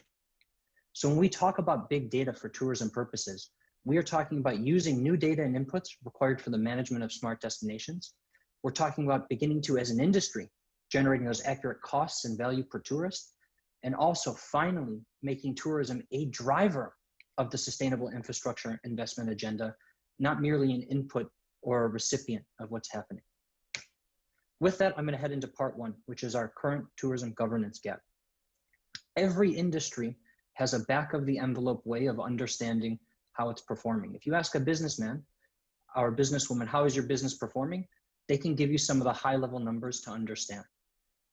As we know in our industry, and these are good figures, we typically rely on economic tourism indicators.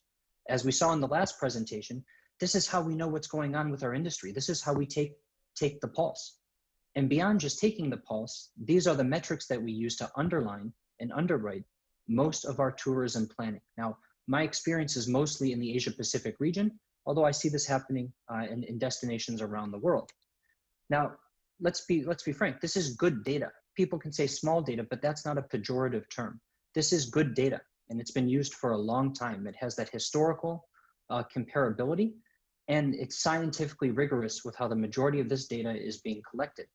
And as we see with brilliant examples like the UNWTO dashboard in the last presentation, it's increasingly digitized and going towards a more big data direction. However, there is a fundamental limitation of economic tourism indicators. And as an industry, we need to be having these conversations increasingly more. And there's an implicit economic agenda that precludes and at times can exclude environmental and social outcomes of the industry. As a result, we have failed to account for the invisible burdens of tourism or tourism externalities in most destinations around the world. In short, our industry will never become a driver of sustainability if economic indicators can continue to be our major North Star indicators that we use in destination planning. Now, I'm going to go a little bit more into detail on what I mean by invisible burden. I'm sure many of you have seen this report. This is a phenomenal report that was published in partnership between the Travel Foundation, Cornell University, and Eplerwood International Consultancy in 2019. And essentially, the report says, as an industry, we're doing a very good job tracking these indicators on the left-hand side. But because we're not doing such a good job, and in many places not doing any work on what's happening on the right-hand side, we have a problem with our industry and its long-term viability. In short, the unmeasured externalities of tourism have created hidden burdens on destinations' environments, societies, and economies. And these externalities are ultimately being borne by the local communities and call to question the unquestioned belief in our industry's net benefits. Now, in the same report, they do offer some solutions. They talk about how we need these new accounting systems that are helping us get that accurate understanding of the cost and value per tourist. Beyond that, and of course, in light of that, I should say, new holistic accounting is going to require new data and new technology to get us the information to back those indicators. Now I'm going to put a pin in this discussion for a second, and I'm going to move on to part 2 of the conversation, which is, now what's the role of big data for enhanced tourism governance? That's some of the problems we're facing. How can we use big data to solve? So at the beginning, I mentioned smart destinations. I didn't give a definition. Here I'm actually defining what a smart destination is. Without reading it, I do want to say, I'm not suggesting that we have to become smart destinations tomorrow. The most well-funded, technologically advanced destinations around the world are still a far ways away from being considered a fully smart destination. But as an industry, we need to use this as a goal, as an asymptote that we're working towards in order to dictate some of the policies and decisions we're making today. Now, what are some of the building blocks of a smart destination? We have governance and policy, enhanced statistics capability, underlying ICT infrastructure, and big data for tourism purposes. Now, there's 2 implications here that I want to get ahead of before I move on. First is that you have to already be a smart destination in order to take advantage of big data. That's not true. There's ways of engaging with big data on a spectrum of engagement and openness that are available even to destinations that have low ICT readiness. Second, having big data doesn't automatically make you a smart destination. So just because you're engaging with big data doesn't mean it's enough to consider yourself a smart destination and that it's going to solve all these problems as a silver bullet. Again, it's a great pathway towards becoming smarter, but it's part of an ecosystem of factors that make a destination actually smart. Now with that, let's quickly define what I mean when I talk about big data. There's no generally accepted definition of big data, but there are some qualities that are agreed upon for what big data could have. A convenient way of talking about these qualities are what some people call the 5 Vs. I've seen it, the 3 Vs, the 7 Vs, the 11 Vs. We'll stick with 5. With that, the first is volume, the sheer amount of data that's being created. Second is the variety, the actual diversity of the data that's being collected. Third is the velocity, the speed with which the data is actually coming and being processed. Fourth is the veracity, the underlying trustworthiness of the data and if it's accurately tracking what it purports to be collecting. And of course, the value, the business and strategic policy value inside that data. Going on a little bit further, when we talk about big data for tourism purposes, what do we mean? Typically in fora like this, when we're talking about big data, we're talking about tourism operators and online travel big data. This is our marketing data. These are the online platforms. Beyond, our industry also has a long history of interacting with and using data from non-tourism specific big data sources. The credit card companies, MasterCard, Visa, American Express, as well as the telecom companies for mobile positioning data. The difference between these two is that the underlying business model for the non-tourism specific big data is not tourism. It's another kind of company or another industry, but this data can be applied successfully to solving tourism problems. Finally, in the emergent one, which is going to take us back to the first section, is the emergence of more smart sensors big data. By this big data, I mean the municipal Internet of Things or IoT tracking data that's growing in number in cities and destinations around the world, tracking water consumption, energy, gas, traffic, as well as air pollution, etc. Okay. There's a lot of benefits of big data in terms of it as data itself. It's automated, it's accurate, it shows real usage, and because it shows that real usage, it can generate some practical insights for actually policy and planning. This is going to be one of the biggest, I'm going to skip over this today, actually. I'm not going to go into too much detail. I have to say that there are definitely challenges of working with big data, and we're going to touch on this maybe in the questions. We don't have too much time to go into this, but certainly there's issues of cost, skills, access, data continuity, privacy, and structural dependency that existed pre-COVID-19 that still exist with working with big data, but we're not going to touch on this too deeply today. Instead, I'm trying to set a grander stage for a new way of thinking about big data for our industry. As I shared before, there are a lot of benefits of big data for marketing purposes, and we've heard a lot about those today. The billions of data points, the cross-sector consumer insights, what we all really like, that enhanced marketing reach and targeting, and also the positive feedback loop for greater product development. But what I think is fundamentally the most important thing that big data can be supplying in tandem with sort of smart cities technology is how it can enhance our destination management. As I shared earlier in part one, there's this whole unaccounted for aspect of tourism that most destinations are not accounting for. And we can use big data in these new systems of understanding municipal services for actually starting to target accurately that value and cost per tourist. So we're starting to get to the heart of tracking that invisible burden, as well as then that feedback loop for the enhanced tourism-driven governance, sustainable infrastructure investment, and capacity development decisions.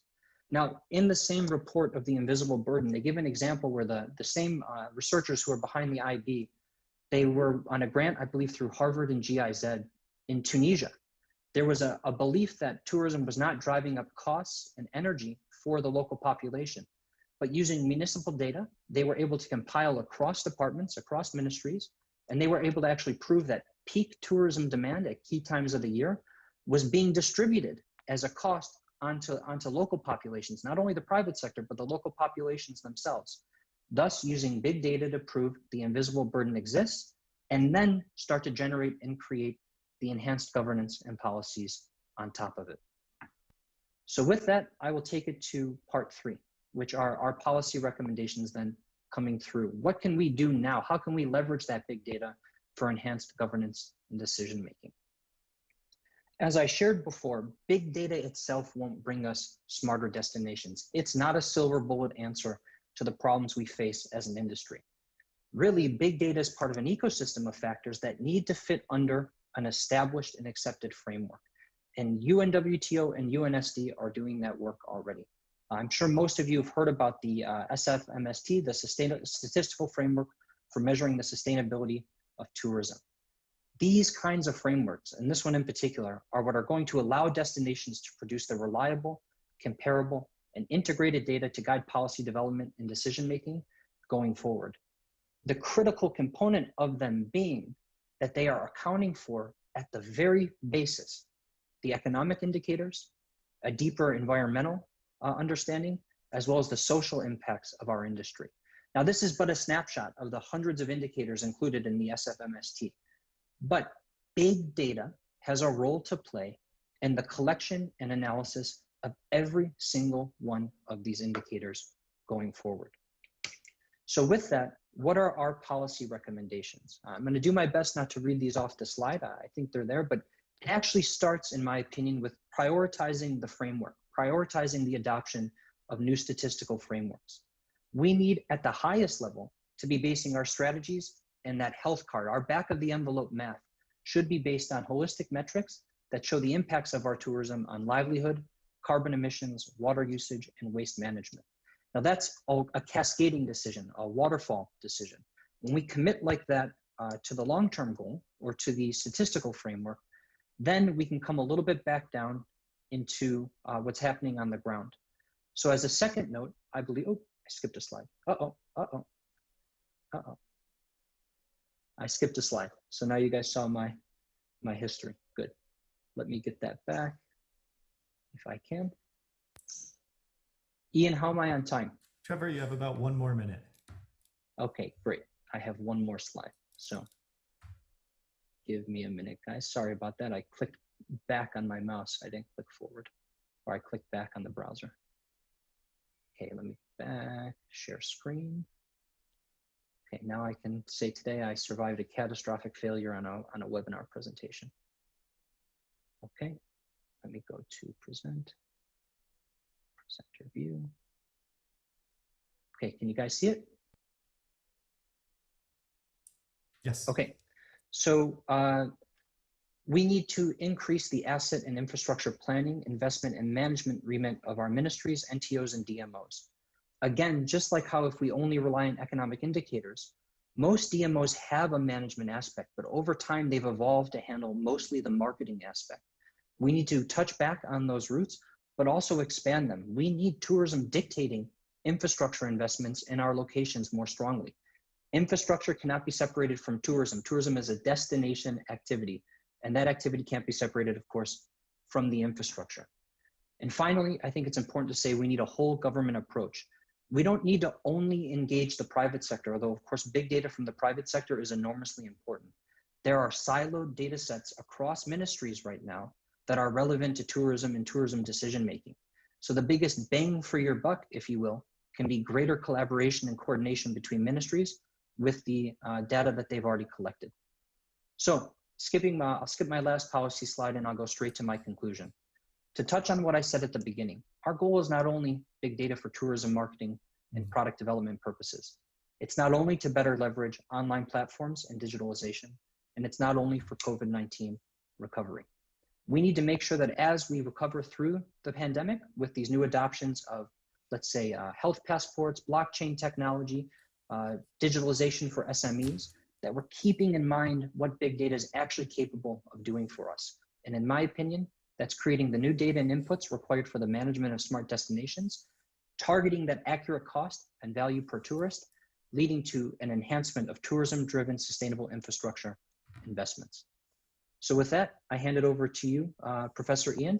If anybody would like to connect with me to discuss more after today, please feel free to reach out to me on LinkedIn or over email. Thank you.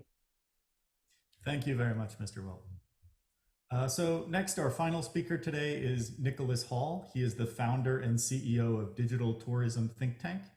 Mr. Hall developed the Digital Tourism Think Tank and is one of the world's leading experts on digital trends and transformation in the field of tourism. With 2 decades of experience, he has been personally behind change for a large number of DMOs and continues to drive the conversation around the industry trends today. Mr. Hall continues to grow and develop the Digital Tourism Think Tank by helping it to evolve beyond digital to tackle existential topics such as sustainable leadership. And I will leave it to you, Mr. Hall. Please share your Thank you very much, Professor Sutherland, for having me here, and thank you to our hosts for this excellently organized conference. Well, it's very timely because since we started the pandemic, digitalization has really concerned everybody as we've had to really think about where we are with digital and try to move ourselves forward very rapidly with the changing times that we're living in. I also want to thank Trevor for his excellent presentation because it really sets the scene. I very much appreciated that clear definition of smart tourism. We often get asked similar questions. How do we define smart tourism? And also, how do we define digitalization? And it's not perhaps as black and white as you might think. There are many interpretations of both of these terms. And it's really important to consider what they might mean. Well, today I'm going to take you through a whistle-stop tour of digitalization in tourism and focus on where we might want to prioritize investments. You should be able to see my screen right now. I'm using a tool called Mural.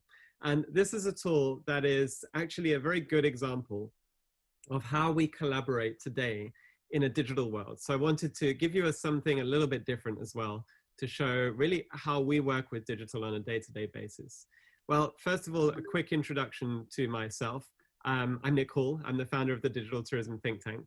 And probably no surprise to you, but I'm very passionate about tourism industry, digitalization and transformation. And I've been working in this sector for more than 15 years and have a very concrete understanding of the challenges of destinations from an NTA, NTO, city, regional and local perspective. And of course, the local tourism industry, which is largely SMEs and the sort of challenges they face. And I'm acutely aware of the different speeds at which the industry is working at.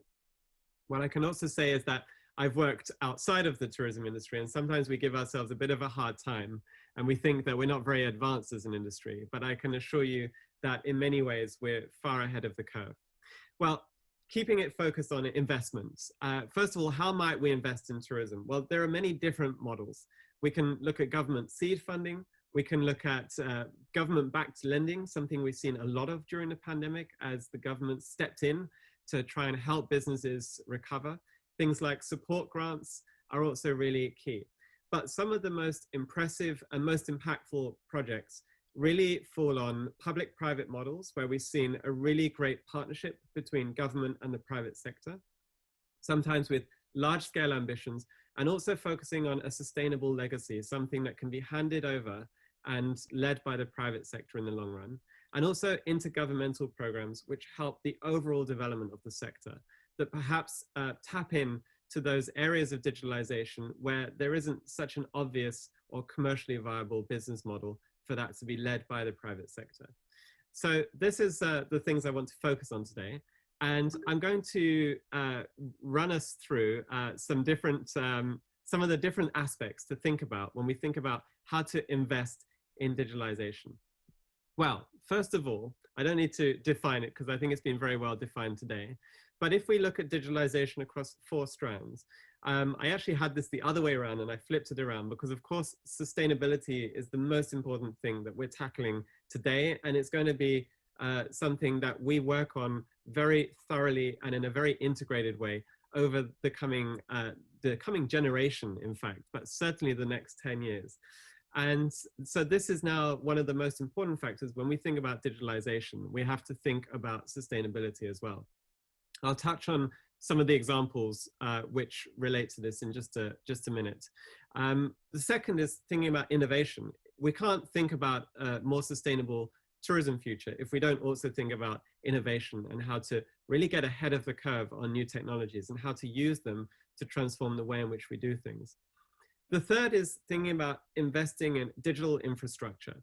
So the underlying technology and the underlying technology infrastructure which ties everything together. So as we've just heard, that importance of government and of bringing in all of the different data sources, which will help us understand the actual picture when we start to really work on things like sustainability, both from the public sector and the private sector, so that we can act on that. And lastly, thinking about capability is probably the thing we thought about first when we talked about digitalization, and it's something that doesn't stop becoming a priority. So I'm going to dip into some examples which really show how this looks when we look at different programs that governments are investing in all forms. Well, first of all, e-learning is the best example of supporting an industry with digitalization. We've seen the rise in the last 5 to 10 years of these massive online open courses, which are creating an incredible wave of accessibility to knowledge. And there's been a huge trend towards lifelong learning as well. As we know that the skills that we perhaps have today will need to be replaced and developed and upgraded throughout our careers. And it's no longer just a matter of obtaining those qualifications and then starting our career. So destinations have really understood the importance of this, and a vast majority of destinations now prioritize online learning as part of the overall industry capacity building activities. But there's also private sector initiatives, which are now increasingly important as part of that, We in our team use IBM design thinking as a really key principle to frame how we work. And of course, many businesses have gone through things like Google Digital Garage, which provide businesses with those basic digital skills that are absolutely essential in today's world. So bringing the world, bridging the world of destination capacity development with the private sector online world of capacity development are two factors which are really important in order to give the destination strategic frame and also the digital skills that are needed. Now, the next is capability. So this is very similar, but thinking a little bit broader. How can we think strategically? And how can we adopt the right skill set and mindset, most importantly, to be able to tackle the quite unpredictable challenges of digital which lie along the way? We know that digital can be very disruptive. It can replace jobs. It can really become a huge challenge for our industry to keep up with the pace and change of digital. And some of the best skills are actually human skills, which are at the core of that.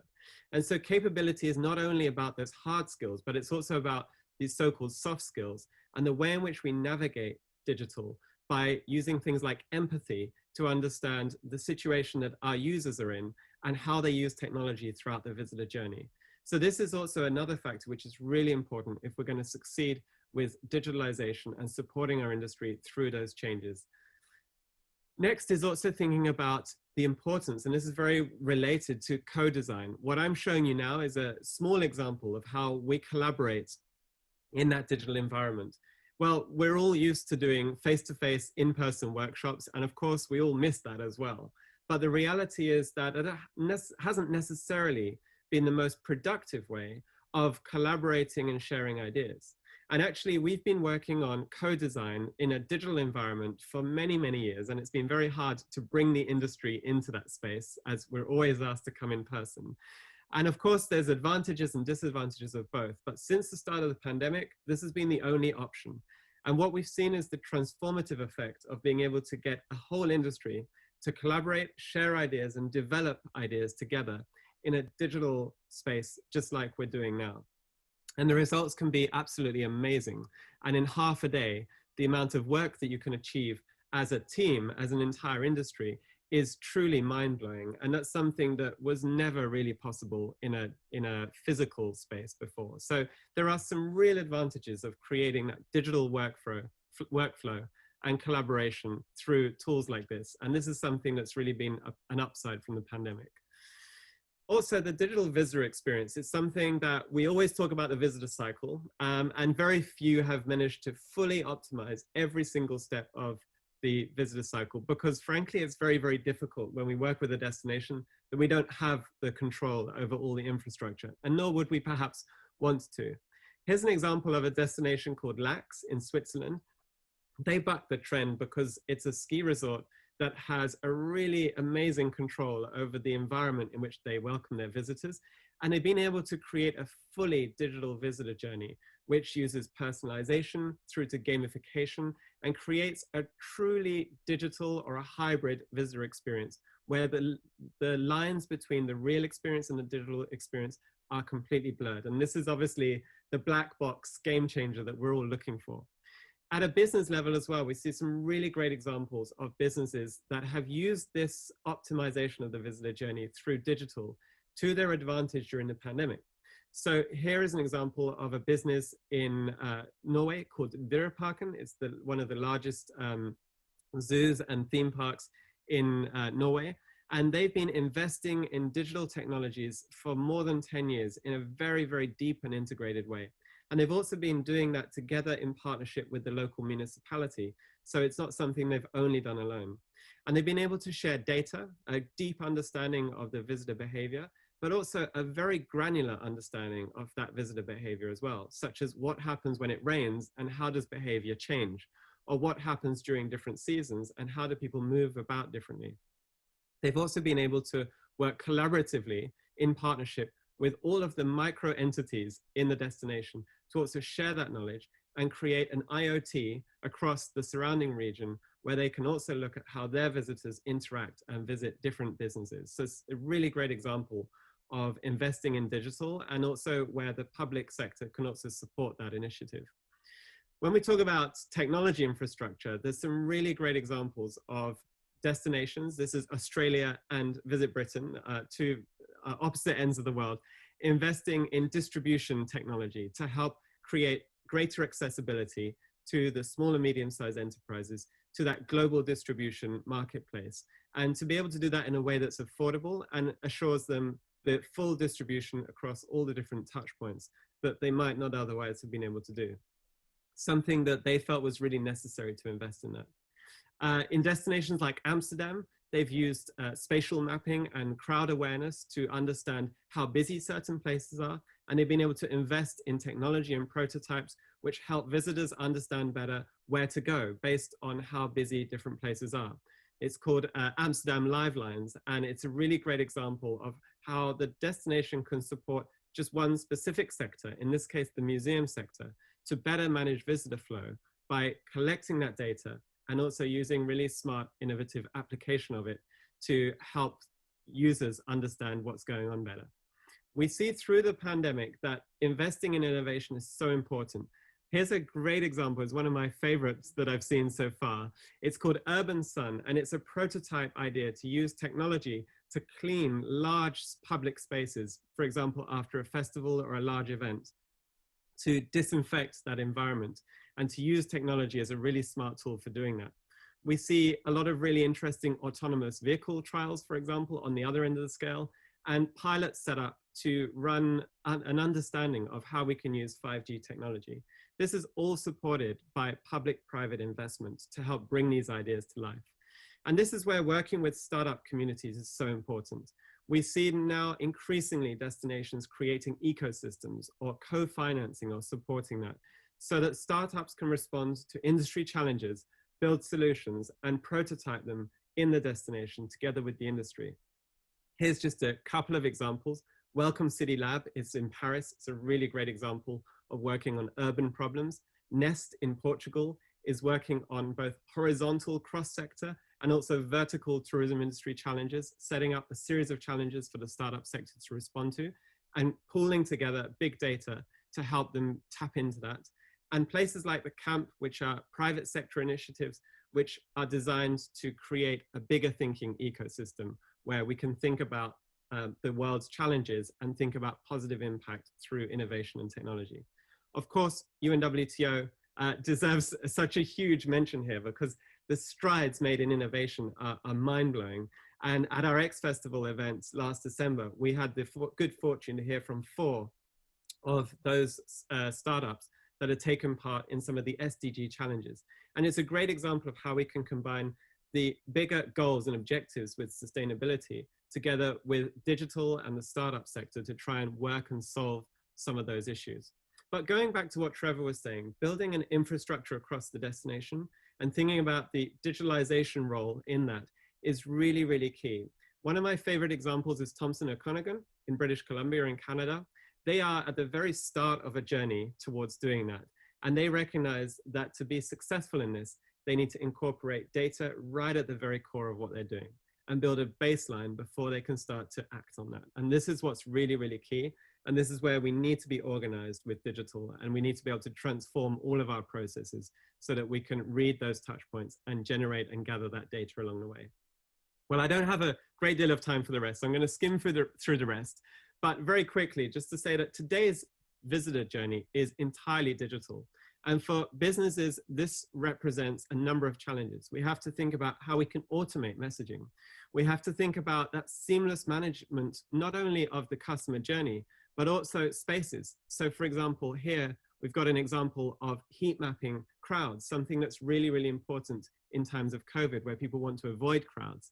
We see examples of creating hybrid experiences, even through simple channels like Instagram, but also through technology where we can be with our visitors, but not necessarily be physically present with them.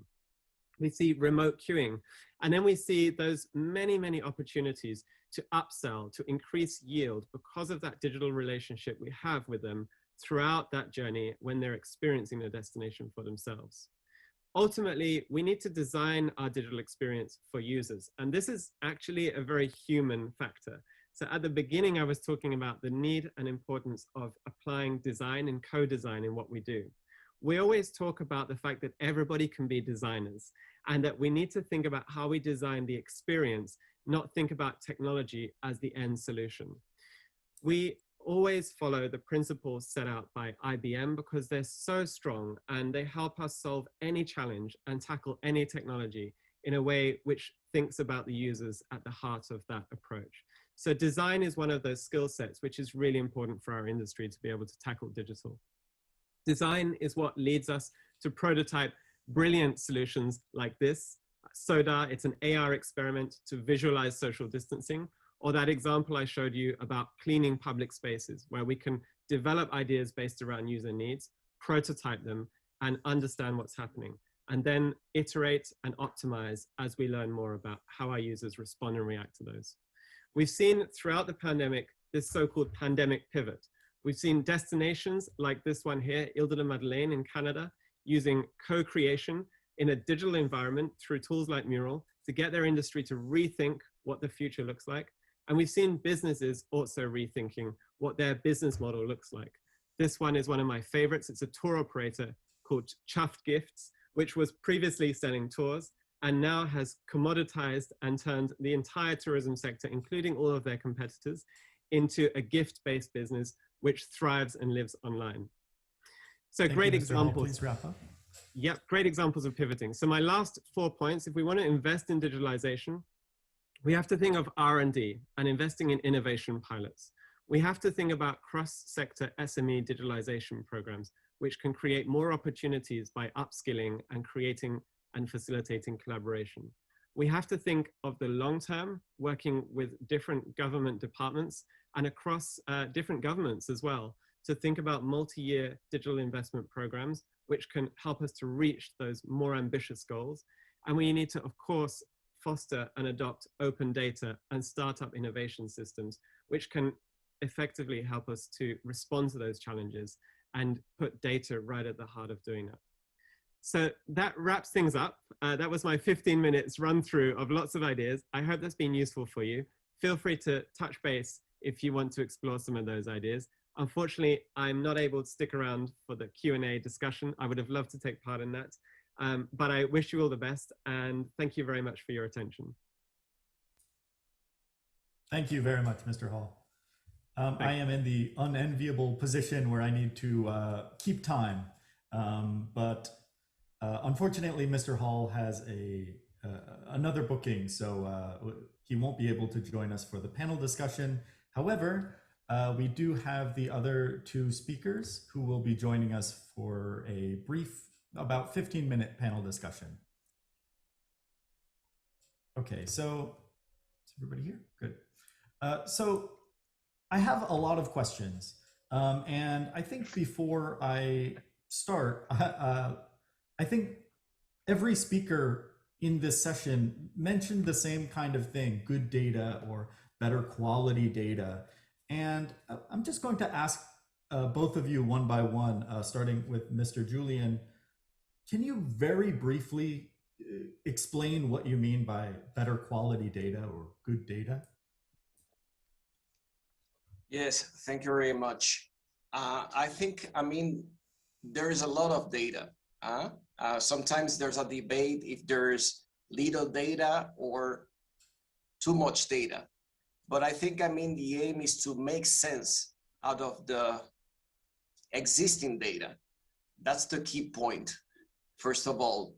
And second, at UNWTO, we always rely on official sources concerning what we call the traditional data on international tourist arrivals, on international tourist receipts. This is very important also to work directly with all countries, with all institutions providing, official data.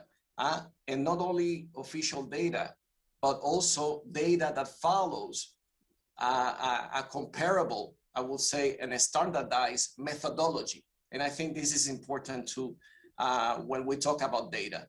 Also, in what we call the big data from industry sources or third-party providers, it's always important also to take into consideration what are those companies doing? For example, we have very good examples about reliable data, timely data from a number of companies working on the accommodation field, on the air transport field. And this is why UNWTO has always looked for partnerships with those institutions to be able to put together and to join efforts. And I think that this is very important also at the time of collecting, analyzing, and delivering data, to join efforts also to be able to provide comparable and useful also data. I think this is also important. So there are some keywords in that sense. Yes, absolutely. Mr. Weltman, could I get your perspective on good data? And maybe you could also say how it's important for your organization. Sure. Well, I think my colleague Michelle covered the key points, and I think the key word there is official statistics or official data or data sources. Look, in my region, we're talking a lot already just about how to improve the underlying statistical capability of the government entities first and foremost. And there are a lot of wins that can have years of benefit there, because again, the underlying integrity of the frameworks and the systems being used, that international comparability is already in place. Now, what's happened though in some countries where either the statistics capabilities aren't at a high enough level, or where it's just difficult to use small data, the data integrity is compromised. And I'll just give a very quick example. Several years ago in Indonesia, they were wondering why their cross-border from within the region numbers were so much lower than the benchmark of about 30 or 35% as seen in other countries. And of course, Indonesia geographically being an incredibly dispersed archipelago, many points of border crossing hard to track. And when they looked at it, they were seeing that they were only able to really take a snapshot of far-flung regions at different times of the year, and then use that as a way of estimating for the rest of the year. And as a result, their cross-border for the region was, I think, 7 to 10%, if I'm not mistaken. Understanding the limitation, they then looked for big data solutions. So in other markets where the underlying statistical capability might be higher, or it's easier to track, big data may not be seen as a good source for official statistics. But in this case, over a couple-year pilot and working with big data providers, particularly mobile positioning data, they were able to actually see that cross-border traveling was happening close to that regional benchmark. So in a case like this, again, in another country, they may not consider big data as an official statistics source. But here it's seen as superior because it's actually having a deeper impact, and it's created an easier way for understanding those tourism flows. So in short, good data can be very context specific, as is the case here. Excellent. In my experience that dealing with data, I feel like the skills of the people working with it is sometimes overlooked. And it sounds like from both of your experience as well, this might be, you may see the same kind of issue. So I think this time, if I could start with Mr. Weltman, how can organizations facilitate skills in their employees? And as there are many students watching on YouTube, which skills are most needed in the tourism sector right now? Okay, so two different questions. One is about skills, and I'll answer from, I guess, more of a greater, well, let me start with big data, and then I'll come to more general tourism, okay? So with big data, absolutely there are technical skills that are required for working with big data. If the goal is to create native big data programs, okay? If you're developing a native big data program, you need the statistical skills to integrate it into your other data. Legal expertise, data science, computer programming, database management, and critically cybersecurity. Okay, these skills have to be there for native programs.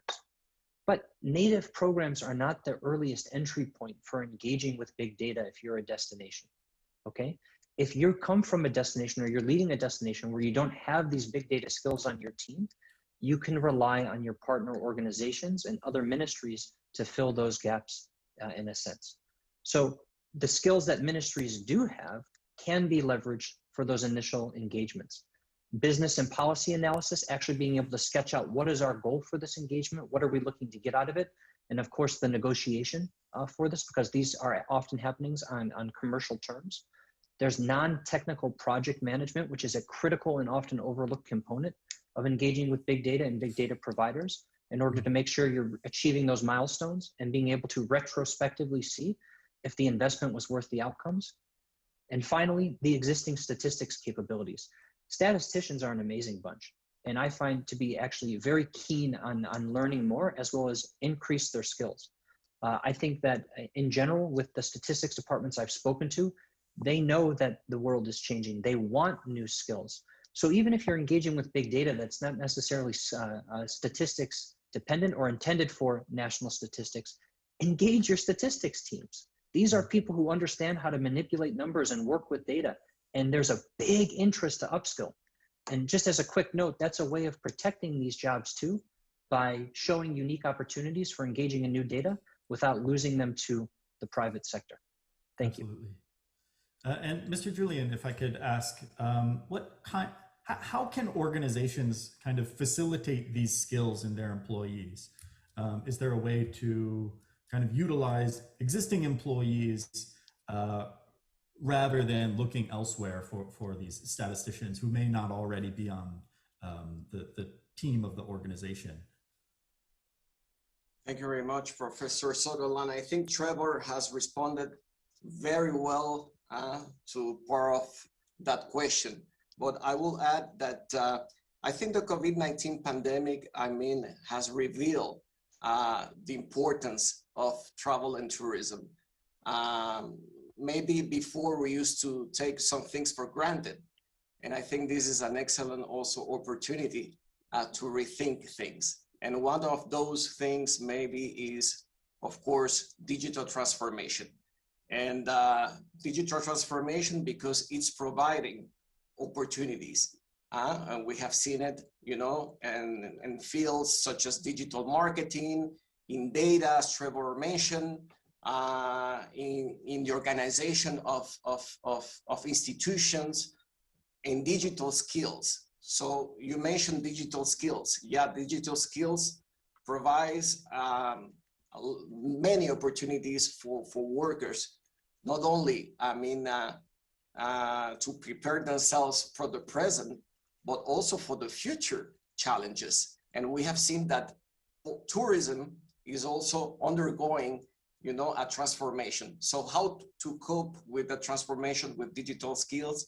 That's a very good question. We have partnered with institutions, with companies such as Google, for instance, that we had the pleasure to listen to its representative in this session, and to be able to train. And I think that's also a key word, training, using maybe simple also tools like YouTube. You mentioned that many are viewing these webinars through YouTube. So using YouTube, it's a very good way also to deliver training and to deliver knowledge from those companies, from those institutions, such as UNWTO, partnering with those companies that are able to provide some insights, useful insights about the tourism industry, and also how to prepare for the digital transformation that will surely also bring a lot of opportunities, but also will also raise challenges in that sense. So I think, one of the key questions is partnership in that sense. Great. I guess the next question is kind of related to that, which is, I actually have a lot of questions, but we won't have time to get through all of them. So if you could just briefly answer my next question, which is, there are a lot of organizations present here today, and I think a lot of them are looking for ways for financing or funding kind of big data programs in tourism. In practical terms, do you have any advice for these organizations? Let's start with Mr. Julian, and then we'll go back to Mr. Weltman. That's okay. So Mr. Julian, if you could please let us know in practical terms, how can the public sector seek financing and funding for big data programs? I know this is a very big question. Thank you very much. It's a big question, but very important one, I will say, because yes, I think this is related also to partnerships. I mean, how do we partner with financial institutions to deliver to be those opportunities to those, for example, national tourist organizations aiming at enhancing their market intelligence systems. And UNWTO has been partnering with institutions such as ADB in Asia, the Asian Development Bank, the World Bank, IADB, Latin America, and I can mention other examples because we believe strongly in partnership to be able to safely restart tourism in a sustainable manner, and looking at that long term that Nicholas was mentioned too. So partnerships are important. So financing for what? For instance, for data. I think, data has become critical to know, what is the current situation and what could be also the situation in the future. So we have seen many also countries willing to establish market intelligence systems in that sense. But of course, they also need support. They also need not only orientation, but also financial resources, because not all national tourism organizations have the same availability of funds, especially nowadays. So I think this is very important to look at those partnerships and to see how through those partnerships we can also increase economic and social opportunities through also those projects. Thank you. Thank you very much. And Mr. Wellman, I'm going to ask you the same question. I know it's a big question, but I'm going to build on it a little bit more. Okay, sure. The question is, in practical terms, how can the public sector seek financing for funding of kind of big data programs? And I'd like to add on top of that, from your organization's perspective or your personal perspective, do you think that it's the position of the private or the public sector to kind of take the lead on these initiatives? Okay. Well, let me make a note on the public-private part. For the first part, look, I think that there is an enormous opportunity coming from the international donor and funder organizations. First, let's pay attention to a great report that came out from the IMF back in February, looking at TDCs, tourism-dependent countries and small island states, as well as countries in Southeast Asia back in February. There's a great line in the opening of the report where they're talking about how domestic lending at the provincial and also the national level is going to be made available for industry, but not necessarily tourism, which means as banks look to protect, at least commercially, their balance sheets, tourism recovery may get left to the side in light of other industries, even though tourism is contributing significantly to GDP. So this means that the tourism industry is going to have to rely even more than usual on projects from the development partners. So that's the demand side. The good news is, from what I'm seeing through my work, is that the supply is actually growing. All of my clients through our consultancy are the major international development institutions here in our region, the Asia Pacific, as well as regional and domestic NGOs in different countries here. Being frank, for years, and I think people here on the call can agree with this, tourism was not held in equal regard to other industries on the development agenda. This is strictly in terms of economic development terms. The lack of a vertical supply chain in tourism makes it hard to track the impact of development dollars when they're put to use and intervening in the tourism supply chain. But with the absolute collapse and disappearance of at least 10% of major economies or non-major economies here in the region, basically alone in February of March of last year, tourism has become more important. So what we see internally is there's restructuring happening at major financial institutions, international institutions in the region to have greater tourism capability. And also there are more pockets of money being opened up for tourism intervention into the future. Now, if I may, I want to tie this back to my presentation, because ultimately what I'm talking about at the principal level in my presentation today is smart and livable cities. Just to bring up an example for one of my major clients, as well as the UNWTO partner, the Asian Development Bank, The ADB just released a 450-page report about a month and a half ago on livable cities of the future. ADB alone is investing hundreds of millions of dollars, if not billions, into smart and livable cities, okay? With that, this is a rallying cry for our industry. What is the difference between a tourist destination and a city? There's none, okay? Whether it's a beach destination, a major urban metropolis, it doesn't matter. As I said in my presentation, you can't separate tourism from the underlying infrastructure that facilitates it. So in short, there's going to be more development programs focused on tourism, absolutely, but tourism needs to work multi-ministerially to align itself with the paths of growth, particularly ministries of urban planning, waste management, and water, to make tourism part of that smart cities development agenda and to be able to take advantage of the funds that are going to it. Thank you. Yes. Yeah, thank you very much. Absolutely. I completely agree with you. Unfortunately, I would love to keep discussing in this panel. However, we need to kind of close up and wrap up the webinar. So thank you for the speakers in this panel discussion. And I would like to say thank you to all. Thank you. I would like to say thank you to all 13 speakers and the other moderators for taking the time to prepare and participate in this event. I would also like to thank the at least 63 participants from at least 23 Asia Pacific member states. We have an incredibly diverse and large set of participants today. The organizers at the Tidal Lab of Sejong University, the organizers at the UNWTO, the organizers from the Tourism Council of Bhutan, all deserve an enormous amount of credit for managing such a diverse event across many different time zones. I would also like to thank Christine Bay for her hard work in translating this entire event into Korean on the YouTube live stream in real time. So please translate something nice about yourself for me. And last but not least, I would like to thank everyone who has been taking the time out of their busy schedule to join us in watching, and all of our expert speakers today. You will be able to find the event on the Sejong University Link Plus YouTube page if you would like to share the event with your colleagues, or maybe if you would just like to go back and rewatch parts of it. And looking at this event from a larger perspective, this event has brought together tourism experts from around the region with the purpose of sharing knowledge and bringing organizations closer together.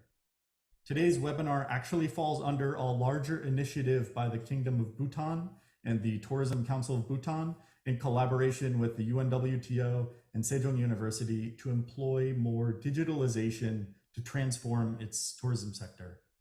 This webinar was aimed to address the current issues in the digitalization of the tourism sector by introducing best practices and real-world cases applicable to the entire Asia-Pacific region. Bhutan has been incredibly generous by opening up today's webinar to the public and to other member states in order that we may all learn and be able to grow in our understanding of utilizing these new digital technologies in the ever-changing and diverse tourism sector. I hope that this has been a fruitful experience for everyone, and thank you all for coming. And before, let us take one last picture of everybody in the webinar.